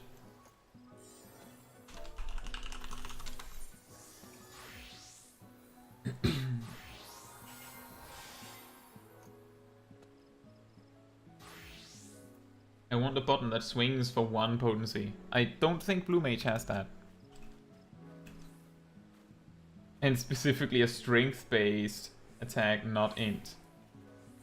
Yeah, I don't think we're going to get that, unfortunately. I don't think that's going to happen. Actually, generally, I would be really surprised if Blue Mage were given an action that scaled with something else than int. Alejandro says Blue Mage has 0 potency. No, they have 10 potency. Oh, did you miss the 1?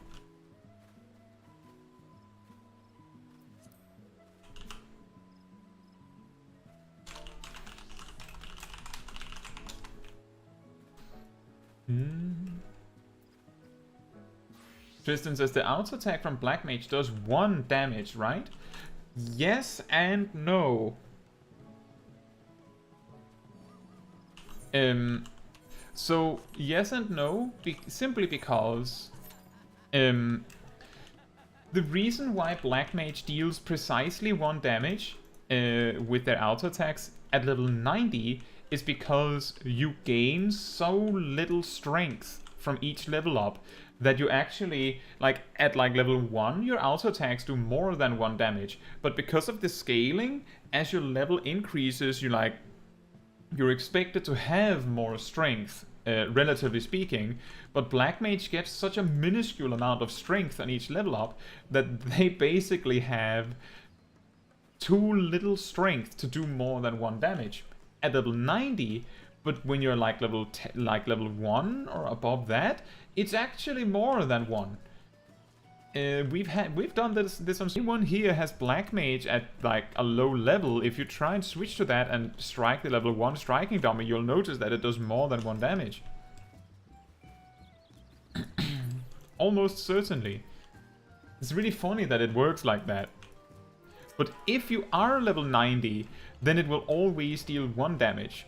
You have so little strength that your auto attacks will deal 1 damage with a regular hit, 1 damage with a direct hit, 1 damage with a critical hit, and 1 damage with a critical direct hit. Isn't Summoner's books really high damage compared to other casters too? Summoner and Scholar have weirdly high strength stats, like ridiculously high strength stats for casters, which causes their auto attacks to hit hard enough that at low level it matters. Like, it actually auto attacking between your spell casts gives you a tangible DPS increase, like a significant one.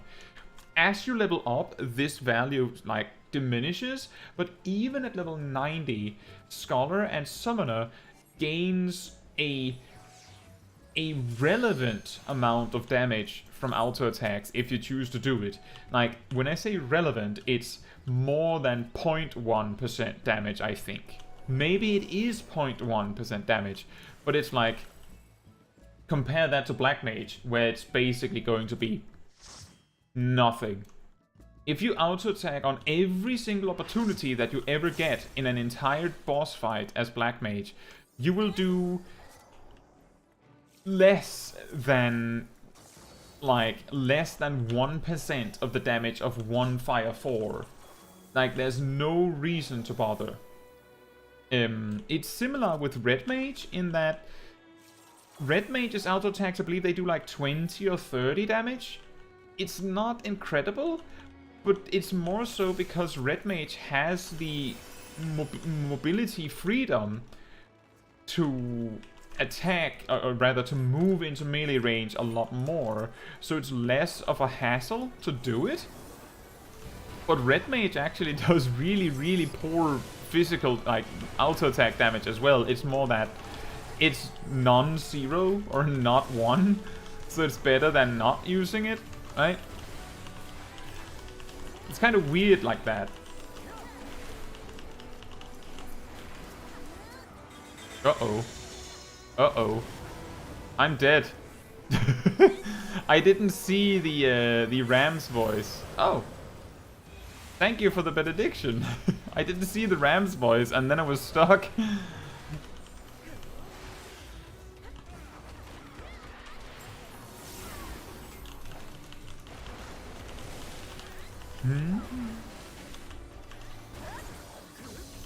The sound of benediction.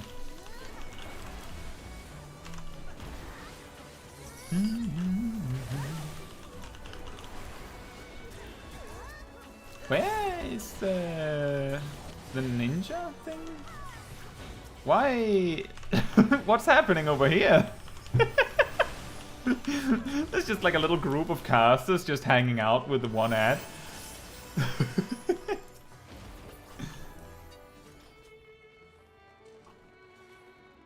That's really funny.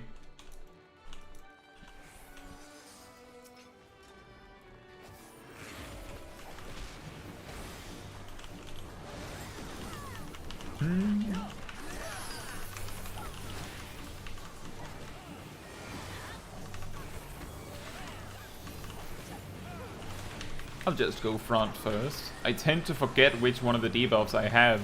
So it's just easier to just grab one that I'm more likely to have to go out my way to grab. Uh-oh.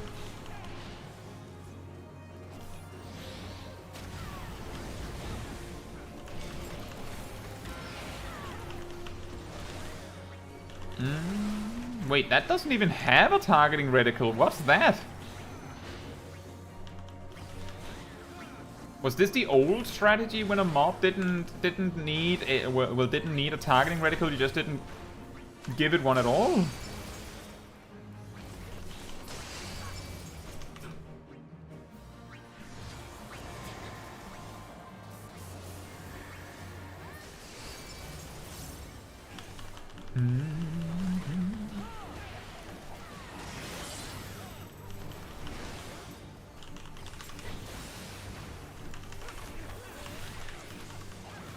These mobs are really fun when the group chooses to ignore them.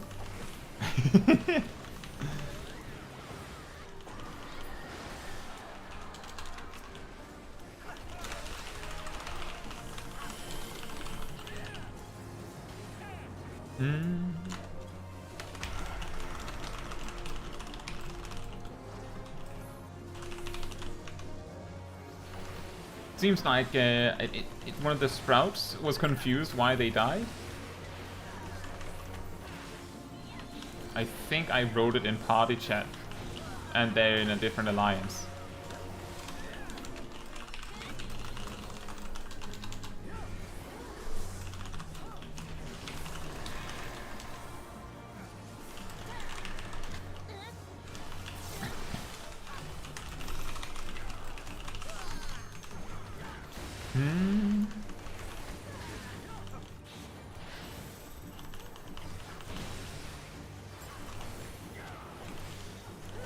For some reason I looked at them die and thought they're in my group. Then they're not.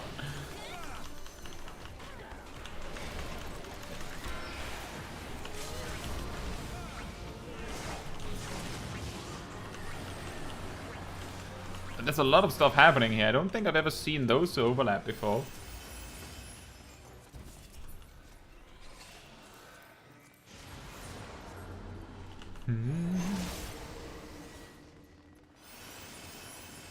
But yeah, that is true. The Flying Sardine might as well do 1 damage.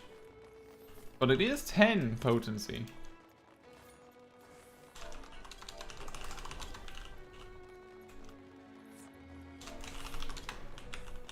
Oh. Yeah, I was just about to say, Hoshi, I think Shade got disconnected.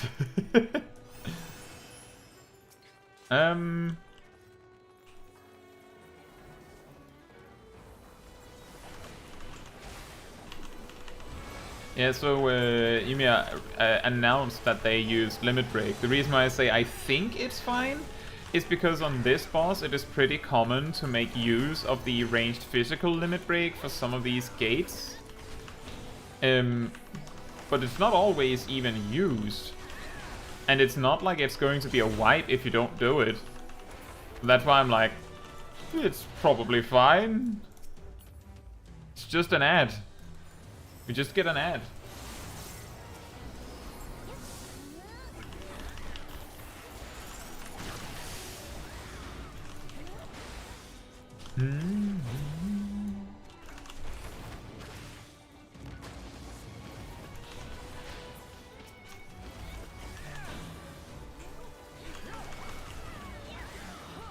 Ancient Quagga.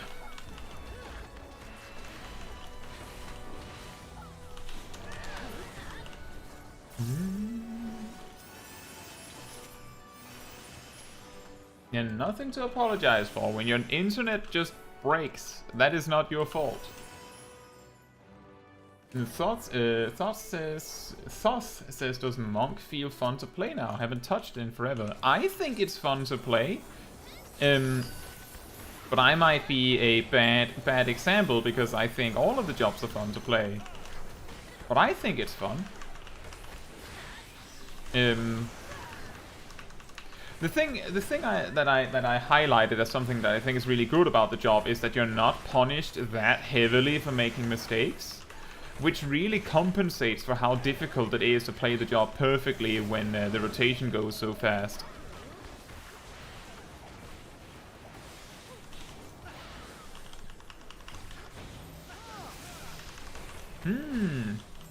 I don't remember there being a proper stack marker for anything in this fight.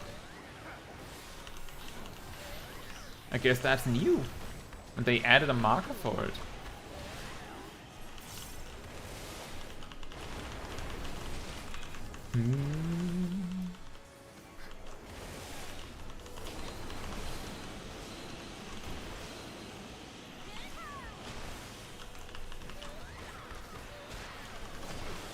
It was the blue marker. Nobody understood it was a stack.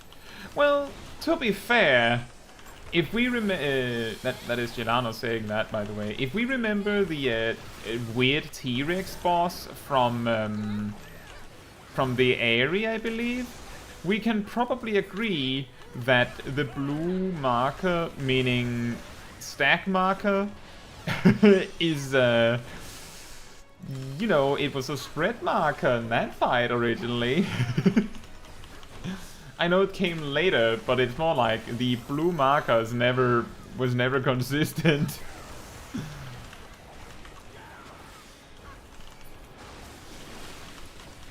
Like, imagine having a mark. Like, imagine if the orange marker that means spread.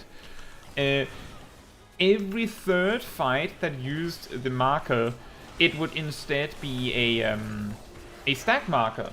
So like if you just intuitively went, oh, that's a spread marker, I'll run away, you would every third time, like for every third boss fight, you would, oops, apparently I got comboed.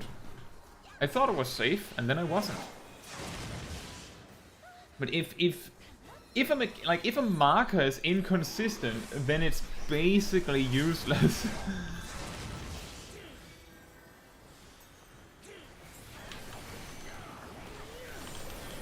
Because it's supposed to tell you what's happening. But if it's like if you don't know what the marker means, then it doesn't do anything.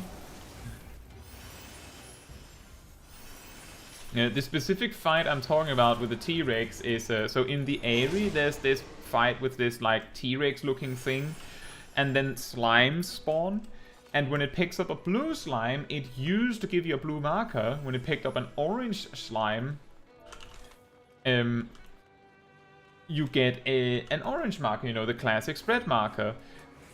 However, the orange marker was for the stack mechanic, and the blue marker was for the spread mechanic. So if you did what the orange marker has taught you throughout the entire game, you would take a ridiculous amount of damage because you were supposed to share it. And if you stacked for the blue marker, which was, you know, the other one, so because it was a different marker, surely it meant something other than stack, right? You would... or rather, it would mean stack because the other one was the spread marker, right? So there was like nothing you could do to get it right. It's pretty funny. Nowadays they fixed it, they reworked the encounter somewhat. So it instead has it has a spread marker for the spread marker mechanic, and a stack marker for the stack marker mechanic, instead of this color specific one that made sense if you knew what each color meant. but wouldn't make sense in any other situation.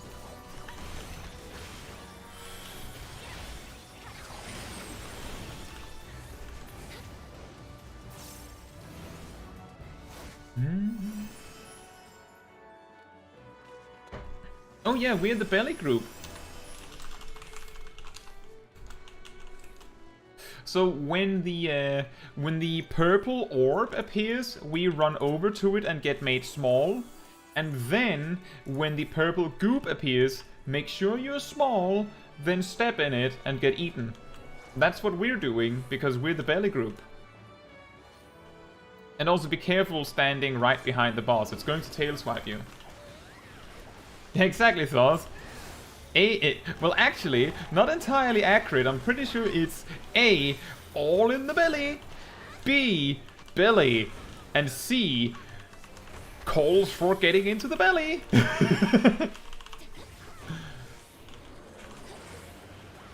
That was a lot of spinning.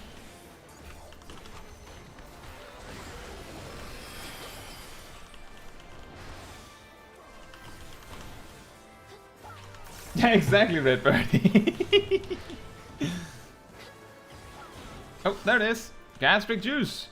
Everybody, let's party on the juice. Come to the juice and get smalled. Become small. No. Well. Uh-oh. Ow.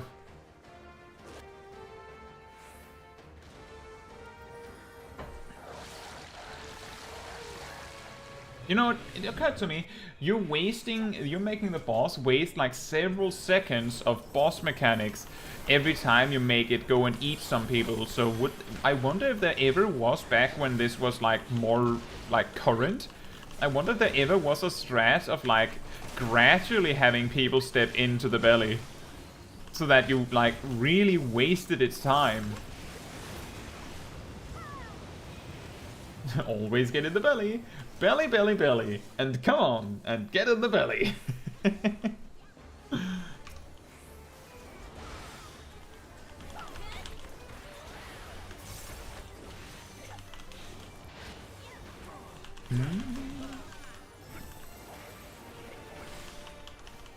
Yeah, the joke about the everyone in the belly is simply...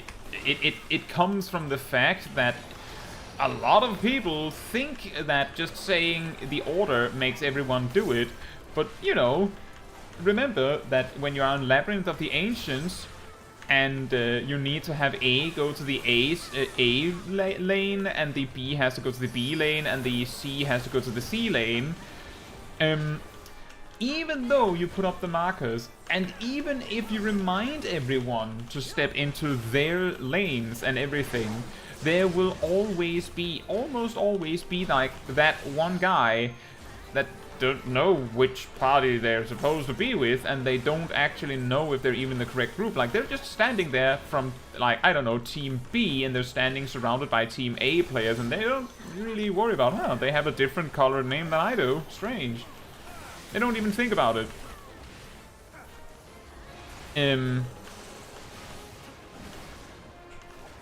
So, like, and that's less crucial than getting players to go in the belly. Like, whenever you have people actually try and trust in the ABC strat for this boss, you tend to end up with, like, 4 players in the belly, and usually they're not all from B. It's, like, just random players that decided that they wanted to go in.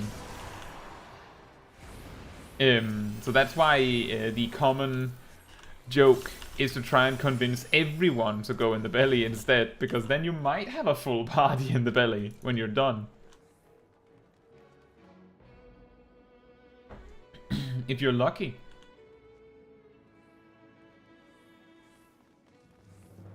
Hey Minato, how are you doing? Have you become monkey yet? Well, I have done some mistakes, if that counts as becoming monkey.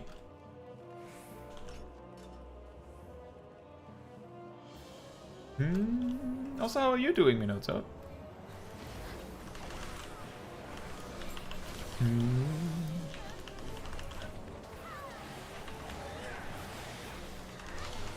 So the good news are that the chase AoE landed on a player that knows what they're doing.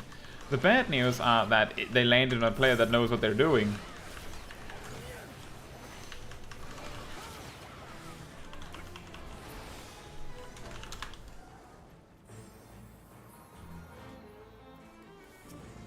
Nope, I don't think I moved in time. Nope.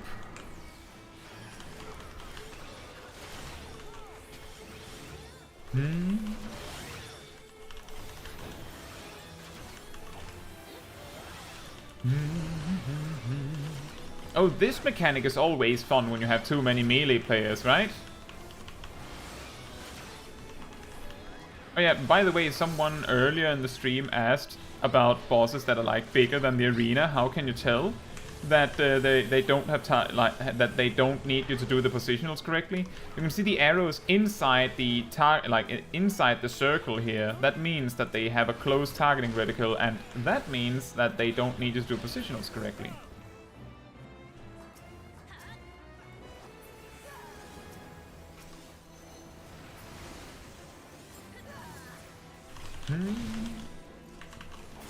Minato says, I am doing great. Almost got all my crafters to 90. Just Weaver and Leatherworker left. Then I gotta do the job quests for all of them for manipulation. Oh yeah!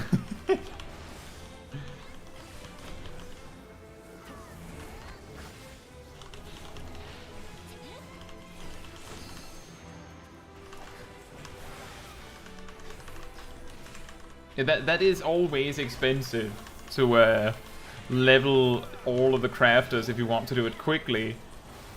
And then there's the basically mandatory job quests because of how useful manipulation is.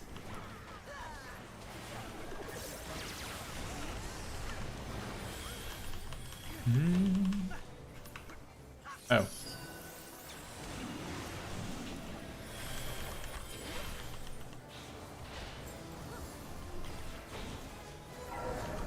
Incredible! It looks like most players actually went to their markers. That doesn't always happen, let me just tell you that.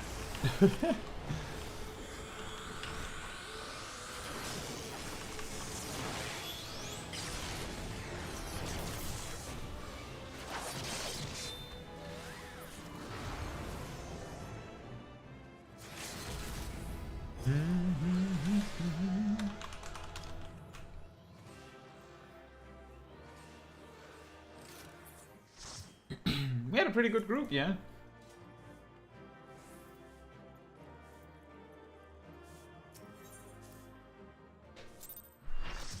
You know, it says it's sad there's no good macros that don't need manipulation. Well, it's simply a result. Oh, there's Matthew.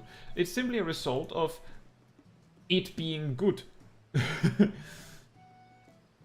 Yeah, Alejandro, I was sitting there like, wait, how does the other team's monk get to use Limit Break 3 when ours isn't ready yet?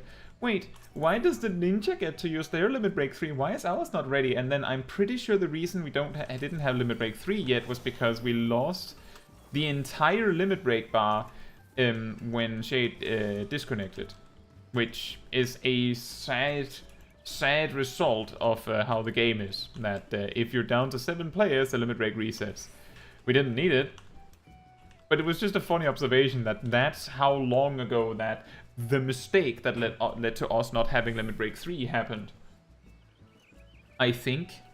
I'm not sure. I'm pretty sure. I don't know for certain, because our limit break should have reset on Cerberus, shouldn't it? I don't know what else it could be, because we're 8 different jobs. Our limit break should have been ready. It just wasn't, for some reason. Like, we did everything correct. I guess that some of the other groups did something. So, fun fact, the limit break bar doesn't just charge over time. There's actually many factors that actually play into it. A really good example is that you actually generate more limit break if, like, a healer, for example, heals someone else from critical HP. That actually generates limit break gauge. just as an example, each role have specific things that makes them generate more limit break gauge. Like, it's really small amounts, but generally, it's when you do something that is like really good, like saving someone from death as a healer. So maybe the other groups did that because it was like seconds behind our limit break gauge was, and we should have had it from the start, right? Exactly, Alejandro. You heal from critical HP, it has a sound and it's a sizable chunk.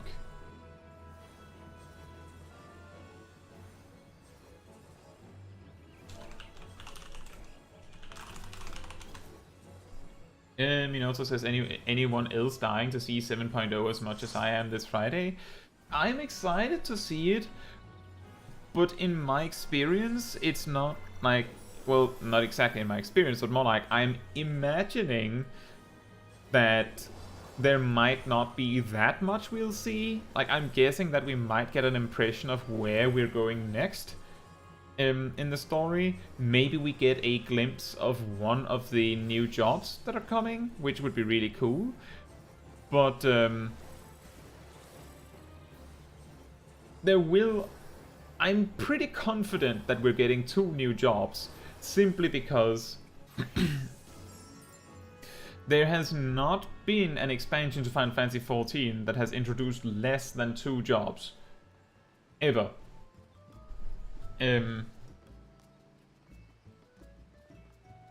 So I'm pretty confident on that one.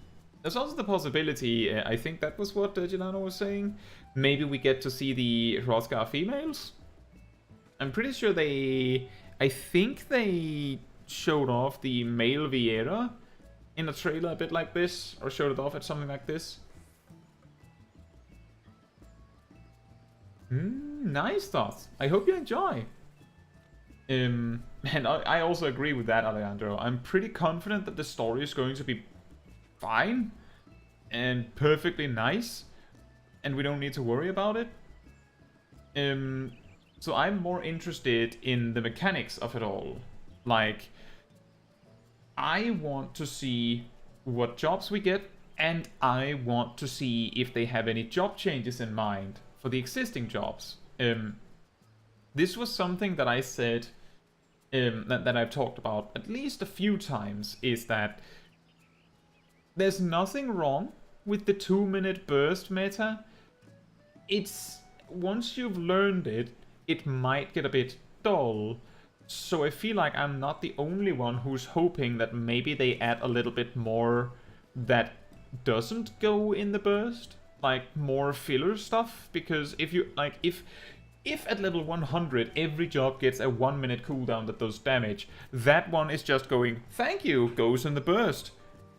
But if we get something that is like more regularly used, you know, something like, as a random simple example, Imperial Arrow, it has a 15-second cooldown. It is important to your rotation. It is like, it's just something you weave when you can.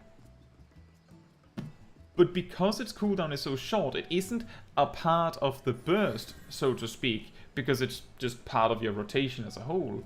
I would rather see more of that than more burst cooldowns.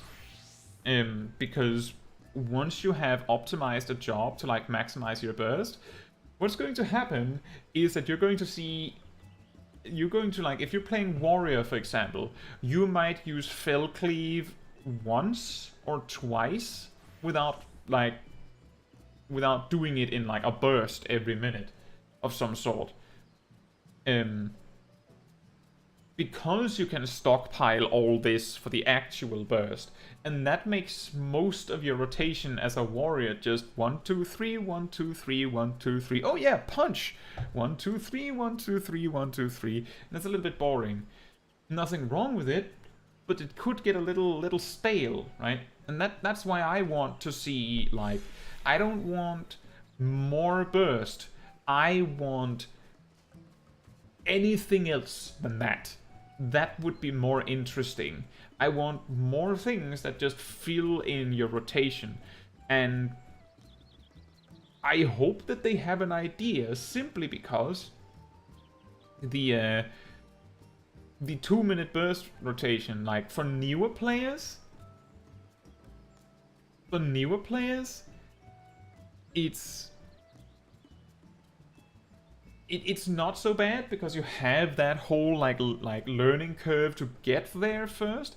But for many of the players that played in Shadowbringers or Stormblood or even Heavensward or Realm Reborn, it might feel like the game is being dumbed down, right? Like it's being made simpler and simpler and simpler. But for, like, this is mainly observed by, like, really hardcore Savage Raiders and stuff like that. Because in Shadowbringers, just as an example of how close to current it was, in Shadowbringers, cooldowns like Brotherhood, I believe Brotherhood had a 90-second cooldown, and Summoner's Ether Pact or Devotion Aura, right, Devotion, it was called Devotion. No, it was called Ether Pact and caused your pet to use Devotion, which was basically Searing Light, had a 3-minute cooldown, and other buffs had 2-minute cooldowns. The fact that all of the cooldowns were all wibbly wobbly and all over the place meant that the burst window was difficult and complicated to place. You couldn't necessarily just have one rotation and everything just magically fit in it. If you had specific group compositions, then a specific other rotation that made your like burst like play out slightly different might be favorable, and that made it so that the difference between the players that were like playing at the very top, that were like maximizing the rotation for their party, was completely different from the players that were, just doing their best, just doing an opener that worked kind of good, and then you just use your cooldowns. Because as the cooldowns didn't line up very well naturally, it was much less expected that you used your cooldowns like perfectly. So it meant that unless you were like super hardcore passer kind of player trying to do like the best maximum possible damage you could do, then the whole like burst window concept didn't really matter unless you had to push like an enrage time or something. Now, because the burst is like, it's right there, it's almost like the game is like serving it up to you like on a plate, like here you go, do the burst. It's almost like, unless you're playing like super casual in like a Savage Raid proc group, like even with randoms, it is almost like it's expected that you do the correct rotation. Because if you don't, then your raid buffs are going to come out weird, which is going to affect my DPS. Like stuff like that. So like the simplification of the game has like, for the Savage players, it has just like reduced the amount of effort they might need to use to do their rotation perfectly, hypothetically. Meanwhile, the casual players are basically viewing that the minimum expectation of them has risen because of the difficulty of the game's jobs being possibly simplified a bit. Pretty funny how that happens.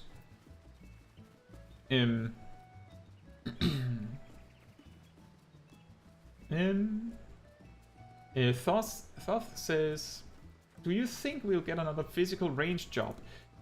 I think, and I've thought this for many months now, I think that we're getting a physical range job and a mage. That's what I think we're getting. I don't know if that's what we're getting, but I think that's what we're getting. I hope what we get is going to be a physical ranged job that shares gear with Ninja.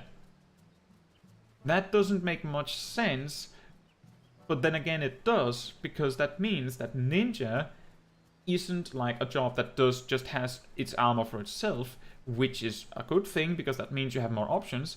But not only that, it means that Ninja is a melee DPS where you can gear a melee DPS and a ranged DPS simultaneously, which is really good for like group flexibility. So there's nothing wrong with that. Matthew says, isn't Ninja magical ranged though? How big of a percentage of the ninja's rotation is magical damage? You know, so I think Matthew's joke was that this is a spell. Well, it's a magic damage attack, not a spell, but it's a magic damage attack. This does magic damage. This does magic damage.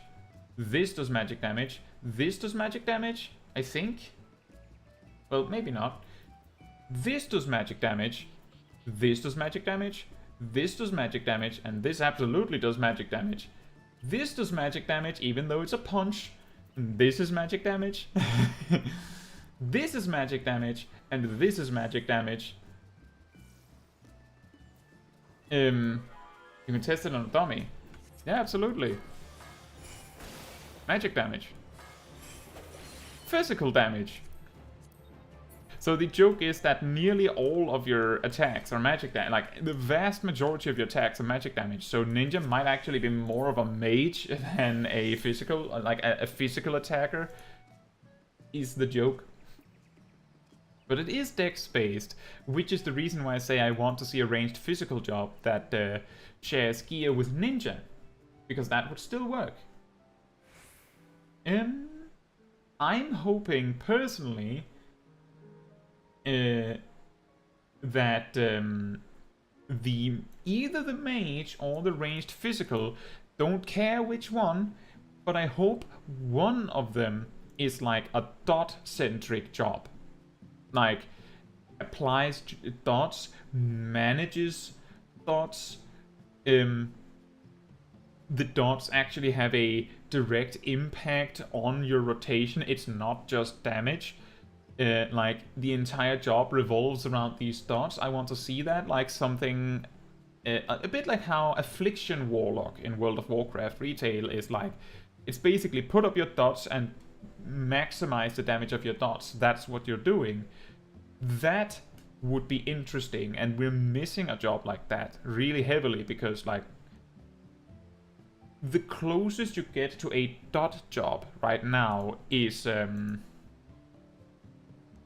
mean, technically Black Mage has a dot they apply which impacts their rotation, so they have a vested interest in applying their dot specifically for that.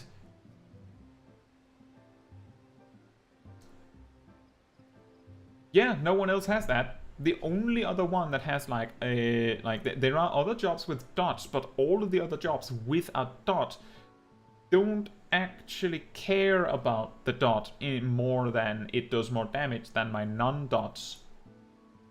Like,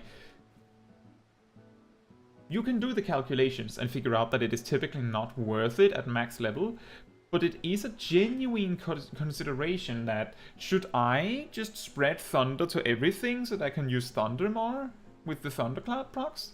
Like, not for the dot, but for the Thundercloud proc. Which is healthy for a job, in my opinion, like for like a unique job, in my opinion.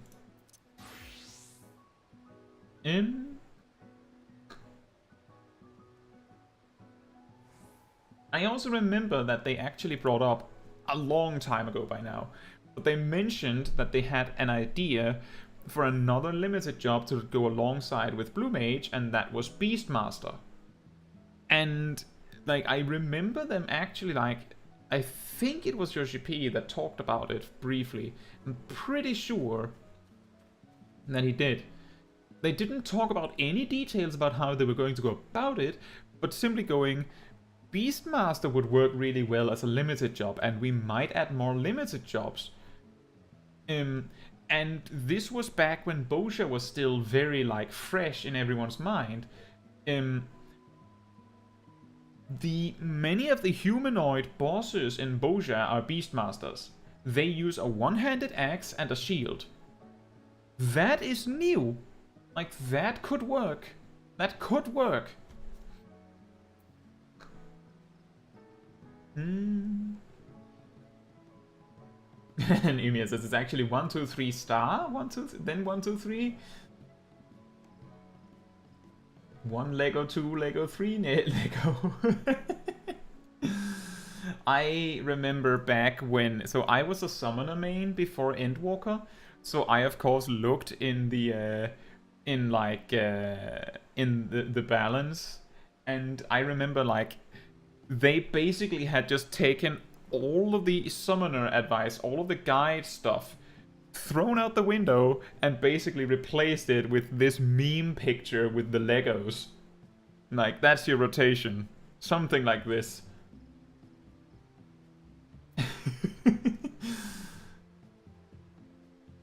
It's 1, 2, 3 star. 1, 2, 3. Do you mean like it's 1, 2 Storm's Eye and then 1, 2, 3 Storm's Path?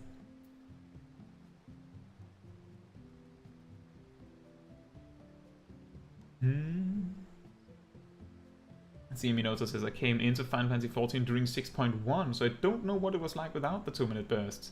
To me, they feel like they were always meant to be there, but I love hearing how the old versions of Final Fantasy XIV worked.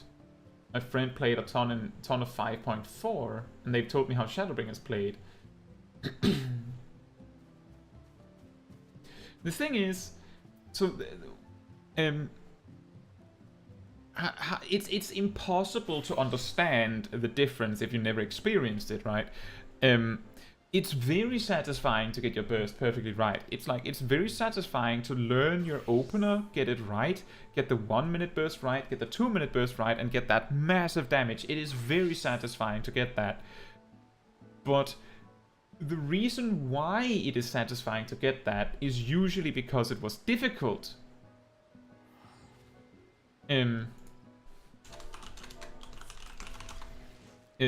So basically what I'm saying is that, for example, getting your 2-minute burst just right, like perfect, on Summoner might not feel like such a huge accomplishment. Like, it feels nice to get the big damage, but it's not that exciting, right? Compared to if you get your burst perfectly right with like Samurai or Ninja or Monk or Red Mage or Dragoon, or the double Enshroud lines up perfectly with Reaper, because they're all harder than just click Bahamut. Pretty much. Still satisfying. I'm not saying there's anything wrong with it, but I'm just saying that the reason why some players miss the more difficult to line up raid burst windows from before Endwalker, where everything didn't line up magically, was because it was difficult, it was rare for all your cooldowns to line up perfectly with the raid. It meant that when the stars aligned and everything went just right, it felt way more satisfying, right? So it's like you replaced this amount of satisfaction, like up here past the camera, with like this much satisfaction, which is still great. It's just players going, I miss the old ways. And I will also say, rose-tinted glasses for a second, many jobs feel better now. I found it really weird to have Brotherhood on a 90-second cooldown, just as an example. And hey Kyle, how are you doing?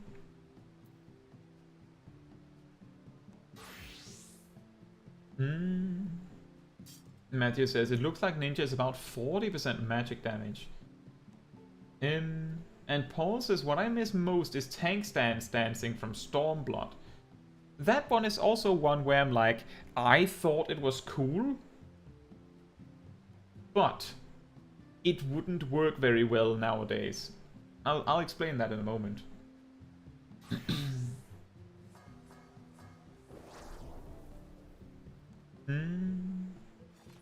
Thoth says, a job that shares scouting gear with Ninja would be cool. I like how they did that with Reaper sharing maining gear with Dragoon. Yeah, exactly. And the only job that shares gear with no one is Ninja, and that's why I think you should do that. And Alejandro says, they also mentioned Blue Mage Battle Royale. Oh yeah, I remember that. I don't know if they mentioned that as a joke, but they did mention that. I would love Blue Mage Battle Royale. It would be the one job that it could work for. Just imagine just running around the arena and you find those like Valaki totems and it just gives you a spell. They might need to make specifically battle royale spells, because like in the Blue Mage book, there's a lot of stinkers here. I'm just saying, if you go pick up your first spell and it's Eerie Soundwave, you're not winning.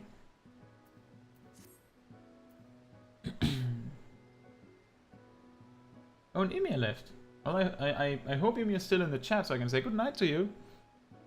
Alejandro says 2-minute burst on Ninja makes Hyoshoranryu Hyoshoranryu deals 93,000. Is it that much? I feel like that is a critical direct hit, but it might be over 100,000 if it is. Kyle says, have you ever done ultimate content? I have not done an ultimate, no. I know the time investment that it takes. I have some general idea of the kinds of mechanics you have to deal with. But I haven't really sought out the like enough players who have like an ultimate group. So I haven't really had the opportunity to do that. And I'm not super great with like a rating schedule. It's pretty funny. So I came from World of Warcraft, right? So I played World of Warcraft.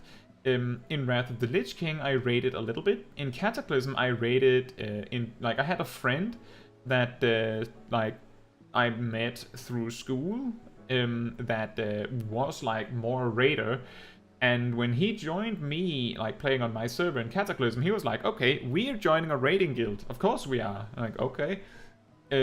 So I raided like pretty hardcore, or at least, well, a lot more hardcore than I did before that. But I raided in like a 3 times a week, 4 hours each session raiding guild, and we did Dragon Soul. We didn't finish, partly because I quit the game. But in Mists of Pandaria, I raided at least for some time in every single raid tier, and in the final raid tier, Siege of Orgrimmar, I did it every week from start to finish, like the entire raid tier, and that was the longest raid tier ever in World of Warcraft, I remember correctly, over a year long. And after that, I didn't raid, like I barely played the expansion that followed, but then in Legion, at some point, I just got tired of having to like raid at specific times of the week.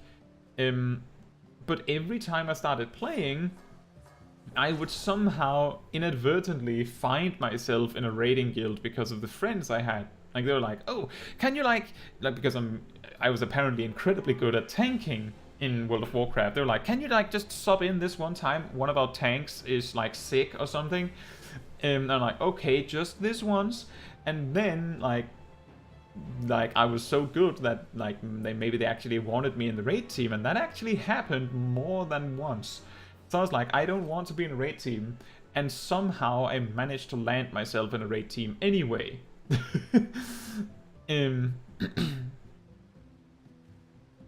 And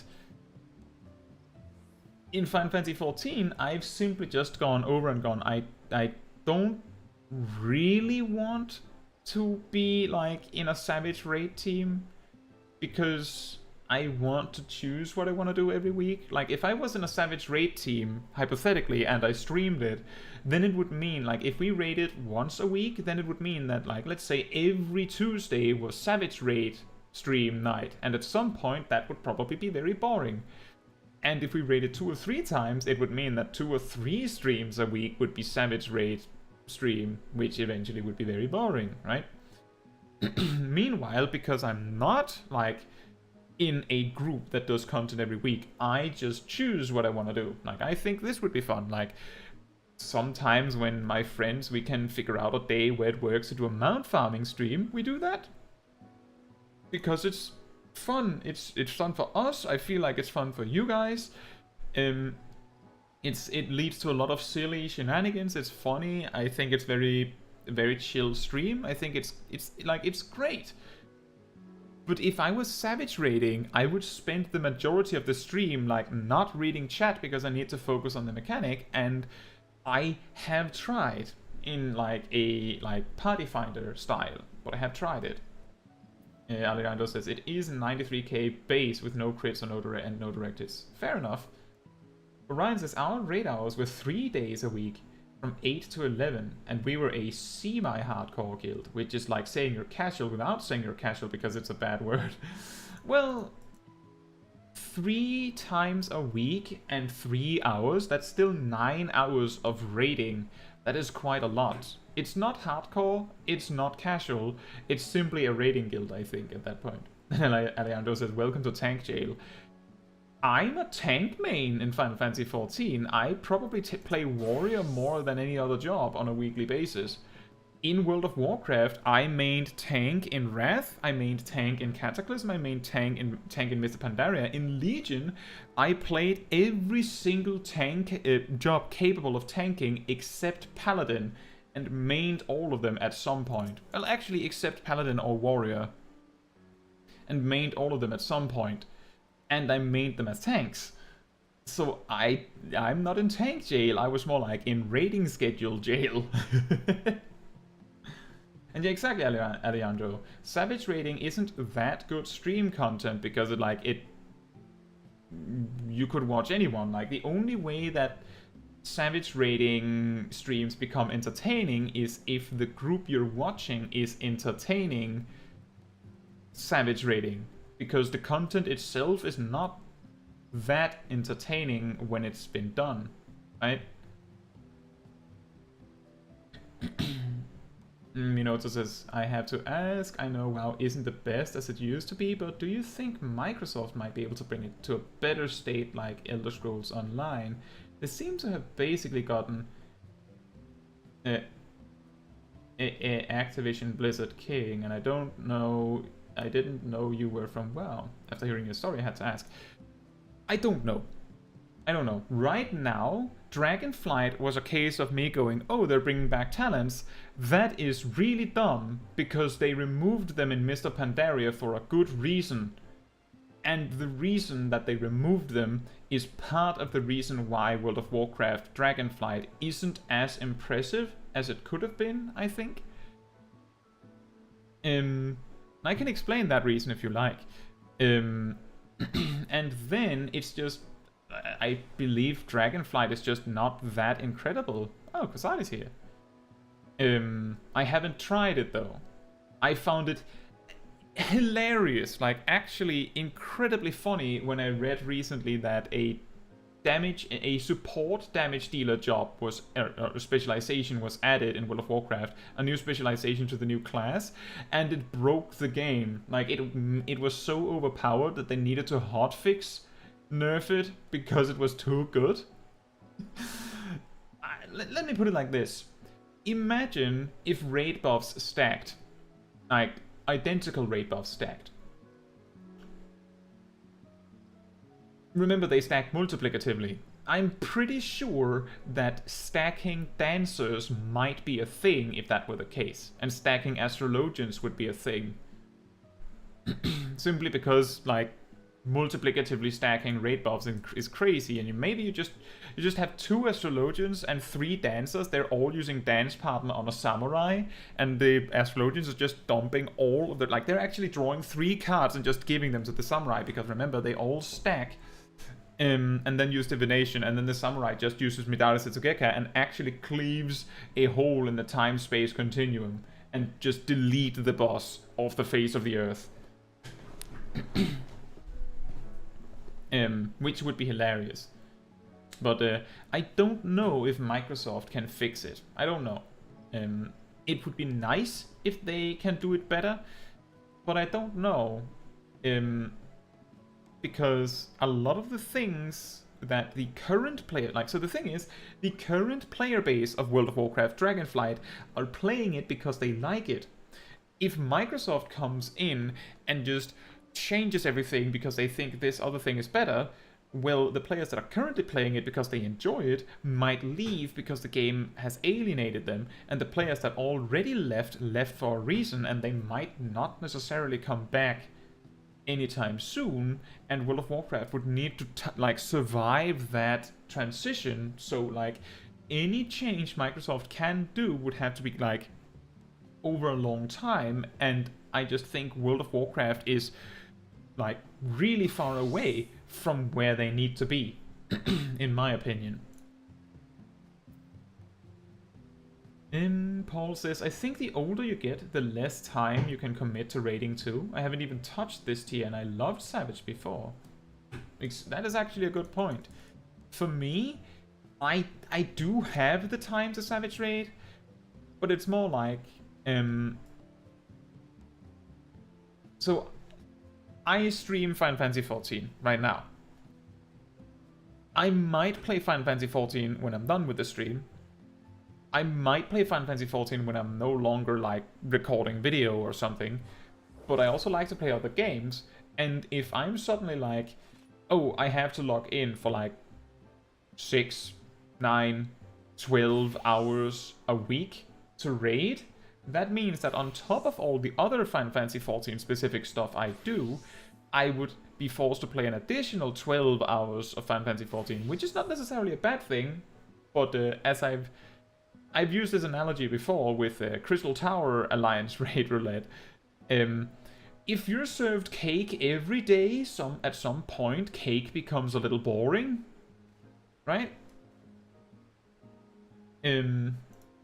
Alejandro says, I want to try WoW again, but I can't imagine my character not having all classes at once. Yeah, so on the negative side with World of Warcraft is that you would have to like level multiple characters to try everything. On the positive side,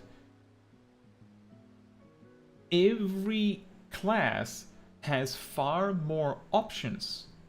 So you're not like if Final Fantasy XIV was structured like World of Warcraft, then Warrior would probably also be able to DPS, just as an example.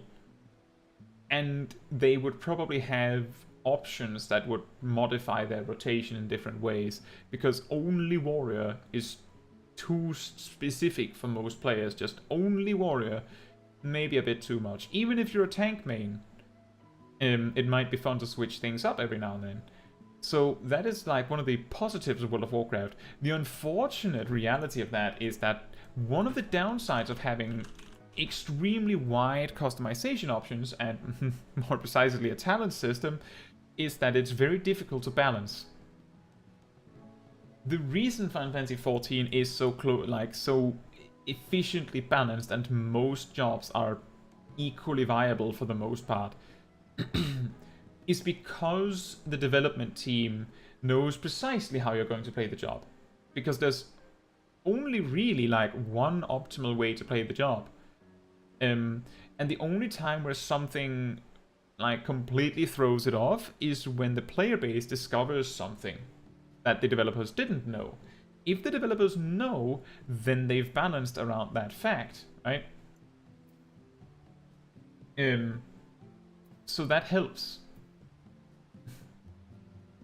And yeah, I do agree, it's just too good to have all the classes at the click of a button. I had many alts at basically any point in World of Warcraft. And Tristan says would require Eduardo to be added to Midare. Kyle says, you actually kind of scared me when it comes to Black Mage, because I enjoy the challenge but thinking about transpose lines. Okay, so let's take that for a moment. The vast majority of transpose lines are optional. There are some of them that are like particularly good for a very specific situation. You can choose to learn it. If you're Savage raiding, it might be necessary to learn specific transpose lines that might be particularly helpful, like maybe there's a boss mechanic that gives you very little mobility for 30 seconds, like a very little time to stand still rather for 30 seconds, then Black Mage has to do something, right? But in most content, the only transpose line I would say would be nice to know is I believe it's called AF1 F3P. So what that is, let me just force that magic to happen real quick. Kind of. without using sharp casts, because I'm very, very, very smart, as you can see. So you're in a position where you're in ice state, you have Firestarter. The simplest, most effective transpose line that is very commonly used is to use Paradox, then Transpose, and then Fire 3. So you do this, this, and this, and then you just play normally. The reason you do that is because if you get a Fire 3 proc and you don't need it for anything else, like movement in the middle of something, then it's actually better to get that like 40% bonus damage Fire 3 over getting both an 80% extra damage Fire 3 like this one and a 70% damage Fire 3 which is coming like this. That is the only transpose line that I would be like, it would be pretty smart to learn that one even if you're a casual player, but you don't need it, it's optional. If you're a Savage Raider, you will probably get incentivized to learn it, learn these strategies yourself. Because if you're a Savage Raider, you're playing really hard content, you're probably playing your main, you're having fun, hopefully, otherwise reconsider whether you should be Savage Raiding if you're not having fun. You are enjoying getting the most out of your favorite job. If your favorite job is Black Mage, why wouldn't you learn transpose lines? Kyle says, and this is why you need to remake your Black Mage guide. Soon! It's the last one. Relax. It is coming soon. It's not forgotten. It's coming soon.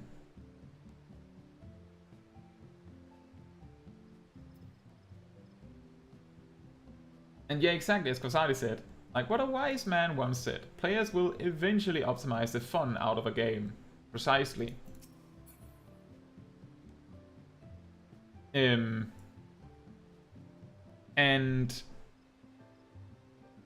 If you're curious about the thing I said with World of Warcraft, I said Dragonflight reintroducing talent trees was a mistake. So World of Warcraft vanilla, so what you nowadays might call classic, had like talent trees. Every level from 10 and upwards gave you 1 talent point that you could invest in what you wanted to. Burning Crusade came out and added like 2 extra rows to the talent tree, and then 10 extra levels of talent points you would get. Rather, the Lich King added an additional 2 rows and then gave you 10 additional talent points. Usually, the further down the tree you got, the better the talents were, so like you were pretty incentivized to focus on one. For example, if you were tanking, you were incentivized to focus on the talent tree that specialized in tanking, right? But there were still talents in the other trees that might be helpful, so like once you had gotten the best stuff at the very bottom of the tree, you might go out and grab some stuff from the other trees. Cataclysm came out and they came to the conclusion that a lot of talents were kind of pointless. It kind of sucked to spend 5 levels investing in plus 1% crit chance. So they reworked how the talent tree worked and made it so you get 1 talent point every 2 levels, and then like basically cut the tree in half in some ways. Because they felt that made your choices more meaningful. Turns out it didn't. You still just followed like the cookie cutter build of grab the talents and make damage go bigger and called it a day. Like you just followed a guide someone else made on what talents to pick. So in Mist of Pandaria, they took the entire talent tree thing, threw it out the window, and started over by saying you get 6 choices. 6 choices of 3 things, and all 3 things are impactful, probably. And the intention was that all 3 options were equally viable. Like, it was more like a stylistic choice. Now, that wasn't perfect, and in most cases there was a best option for every situation, right? So in like a dungeon, you had to choose between sometimes the single target choice and the AoE choice. Sometimes the better sustained damage choice wasn't better for burst, and some bosses called for more burst. Things like that. So you had some decisions to make, but there was an obvious best one. They've stuck to this system up to and including Shadowlands, I believe. And it's something that people found like they wanted. They wanted the talent trees back. The players wanted it because they thought it was better. But the thing is that they could give you the talent trees. The thing is, you would not use the talent tree. You would just copy something someone else already calculated. So you're not actually interested in the choices you can make. You just want the options so that they're there. Similar to how I said I would like it if there was just like 1 or 2 or 3 talent choices or something for jobs in Final Fantasy XIV. But I also know that the instant we know which one is best, everyone's playing that, making the 1 or 2 or 3 or 4 other choices irrelevant. Which is the reason why I said that it was a mistake when World of Warcraft reintroduced talent trees. Because you removed the talent trees because no one actually used the freedom and flexibility it offered. It didn't add anything.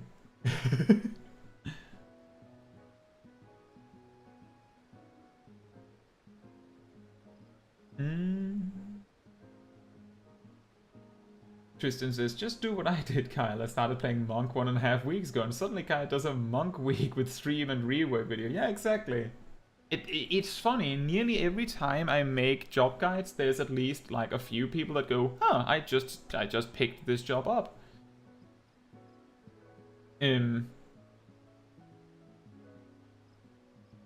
But yeah, that is why you might not need talent choices. And talent choices simply make it more difficult to balance. But the freedom and flexibility of being able to choose is really nice. Like, as I said, I know that it doesn't help anyone to have talent choices in Final Fantasy XIV, but I kinda would like to have the option to play warrior a little bit different. Like, could you imagine if instead of 2 new jobs, they just went, oh, you can now play every job with a slight twist to it through a talent choice? Like, just 1 extra type of strategy? Like, I don't know.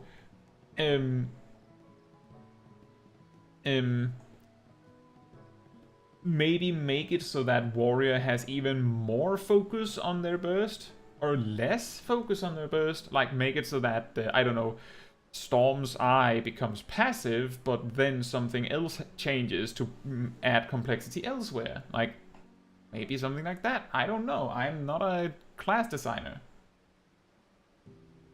Alejandro says, I think that's what cross-classing was during A Realm Reborn and Heavensward. A little bit. I think it was used as like a backup instead of having talent choices, because the thing is, in A Realm Reborn and Heavensward, and this is something I've of course researched because I didn't play back then, you could choose 5 cross-class actions. I don't know if that increased to 6 with Heavensward, but you didn't need 6 for most jobs.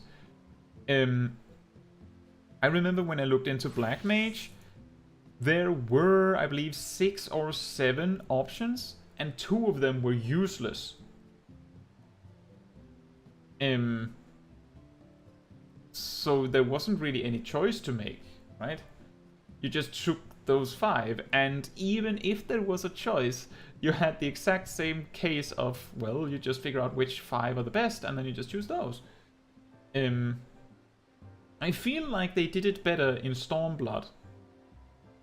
Because there they made role actions specifically to be utility. Like, instead of going, well, Black Mage learned Swiftcast, other jobs could use Swiftcast and put that as a cross-class action. In Stormblood, they went, Swiftcast is an action that is good for a lot of jobs, let's make that a role action. that is a good one to have to choose between. Like, the role actions there tended to be like actual choices, but again, the problem was that if you have to choose 5, there's going to be the 5 best ones for most situations. I thought it was really funny that sometimes someone might not choose the knockback immunity cooldown, which sometimes could be a problem in certain fights.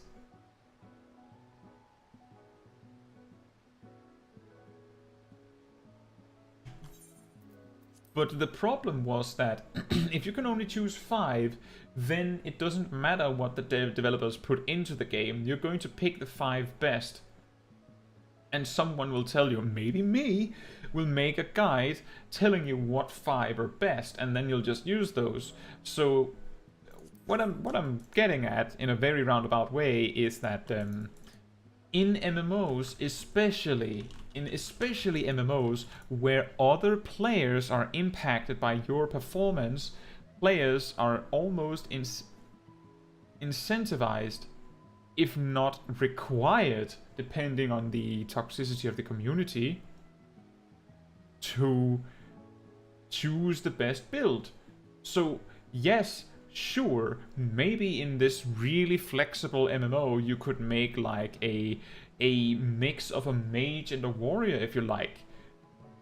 But because you can't gear for both, because of the limitations of the game, it's not good. So people will get mad at you if you choose to do that.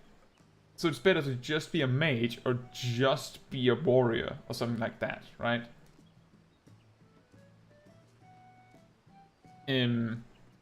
So that's why it's better to just not give players a lot of customization options. It's the same it's the same thing with the stats in Final Fantasy XIV. By making the stats extremely simple, it's very hard to do it wrong. And the difference between a player that is doing their stats wrong compared to one that's doing it right is not huge. Although sometimes it might have a significant impact depending on how they scale with things. Alejandro says people were kicking the new specialization because it didn't do big damage. Exactly. We actually talked about this on the Discord, I believe. That the bad players were kicking the new augmentation evoker from their groups because it didn't do any damage, completely neglecting the fact that they themselves were doing like 50% more damage than they normally do, because the augmentation evoker was there. Meanwhile, the good players are like, oh yeah, it's the best spec in the game, as long as you bring one. Pretty funny how that turns out. But yeah, I think that there is a hope that World of Warcraft might become great with Microsoft in the lead, but who knows? It might take a long time. And I hope that Final Fantasy XIV gets a dot-centric mage or ranged physical job in the next expansion, because I feel like a dot-centric job is very missing. However, given the more rather recent reworks that has happened with Paladin, where they removed its dots specifically, I have a feeling that we're not getting a dot-centric job. That would be like, that would actually be like a huge surprise if that's what we got. Really doubt on that one. I don't know what the other job should be. But I think we're getting a ranged physical. I hope it shares gear with Ninja, and I hope we're getting a. I think we're getting a mage. I hope one of the 2 new jobs are going to be dot-centric. Yeah, that's true, Alejandro. There was that gimmick with there was that crazy thing with the Unholy Death Knights and an army of augmentation evokers. I believe they've already fixed it so that now it caps out how many buffs you can get from augmentation evokers. So that it isn't optimal to stack them in like endlessly. And Thoth says time mage when. Fun fact, Astrologian used to have a lot of time magic. They used to have an ability that increased the duration of their buffs on everyone near them. In a like rewind kind of aesthetic. That's also why they have abilities like light speed or gravity, which is normally a time mage thing. And they have spells and abilities about planning because it has this like time mage detail in it. Based on what I know, I'm pretty sure they've said that Yoshi P said that they're going away from like classic Final Fantasy jobs, like with Reaper, that is sort of new.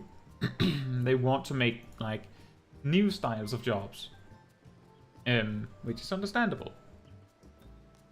Can we get a haste spell? You know, it used to be a thing that there were some buffs that increased your cast speed or reduced your GCD. They've been removed because some jobs would hate that. Like, I'm just saying, speaking of 2-minute burst rotation, could you imagine how much the samurai would hate you if you increased his, reduced his GCD by like 3%? So he has to figure out how to loop his rotation now that his GCD is different? I think he would actually rather not have the buff. But Astrologian used to have a card that did that. Reduce the GCD. They actually do in PvP, I'm pretty sure. Yep, 10%. And I believe Bard has something too. Yep, there, 10%. And another 10%. And I believe Dancer also has it. 10%. So if you could get like all 3 of those, I wonder if you'd get like 50% less GCD or something. Exactly, Alejandro. We have a lot of jobs that kind of cover a lot of the like classic Final Fantasy tropes and stuff like that. So it might be difficult. Now, I think that is everything that I have for this stream. We did all of the roulettes that I planned to. And we had a discussion about game design almost. And some expectations for 7.0, I suppose.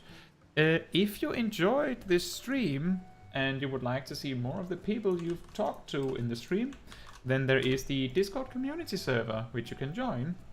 On that server, you will find a schedule room where I post a weekly schedule on the channel, and you will see a room where I announce whenever there's anything new coming up, like a new stream coming, a new video, and so on and so forth. And you can even use a role to get tagged when these things happen, if you want to. And then you can also talk with these wonderful people that you probably met, like saw on the stream. Some of them at least here. And I think, yeah, so the next few days we're getting, of course, the monk guides, and then on Friday we're talking about what makes tenacity a terribly bad stat. And I see Tristan just changed their profile picture. Yeah, so with that said, good night or good morning, afternoon, depending on where you are in the world, and I hope to see you all very soon. Bye bye!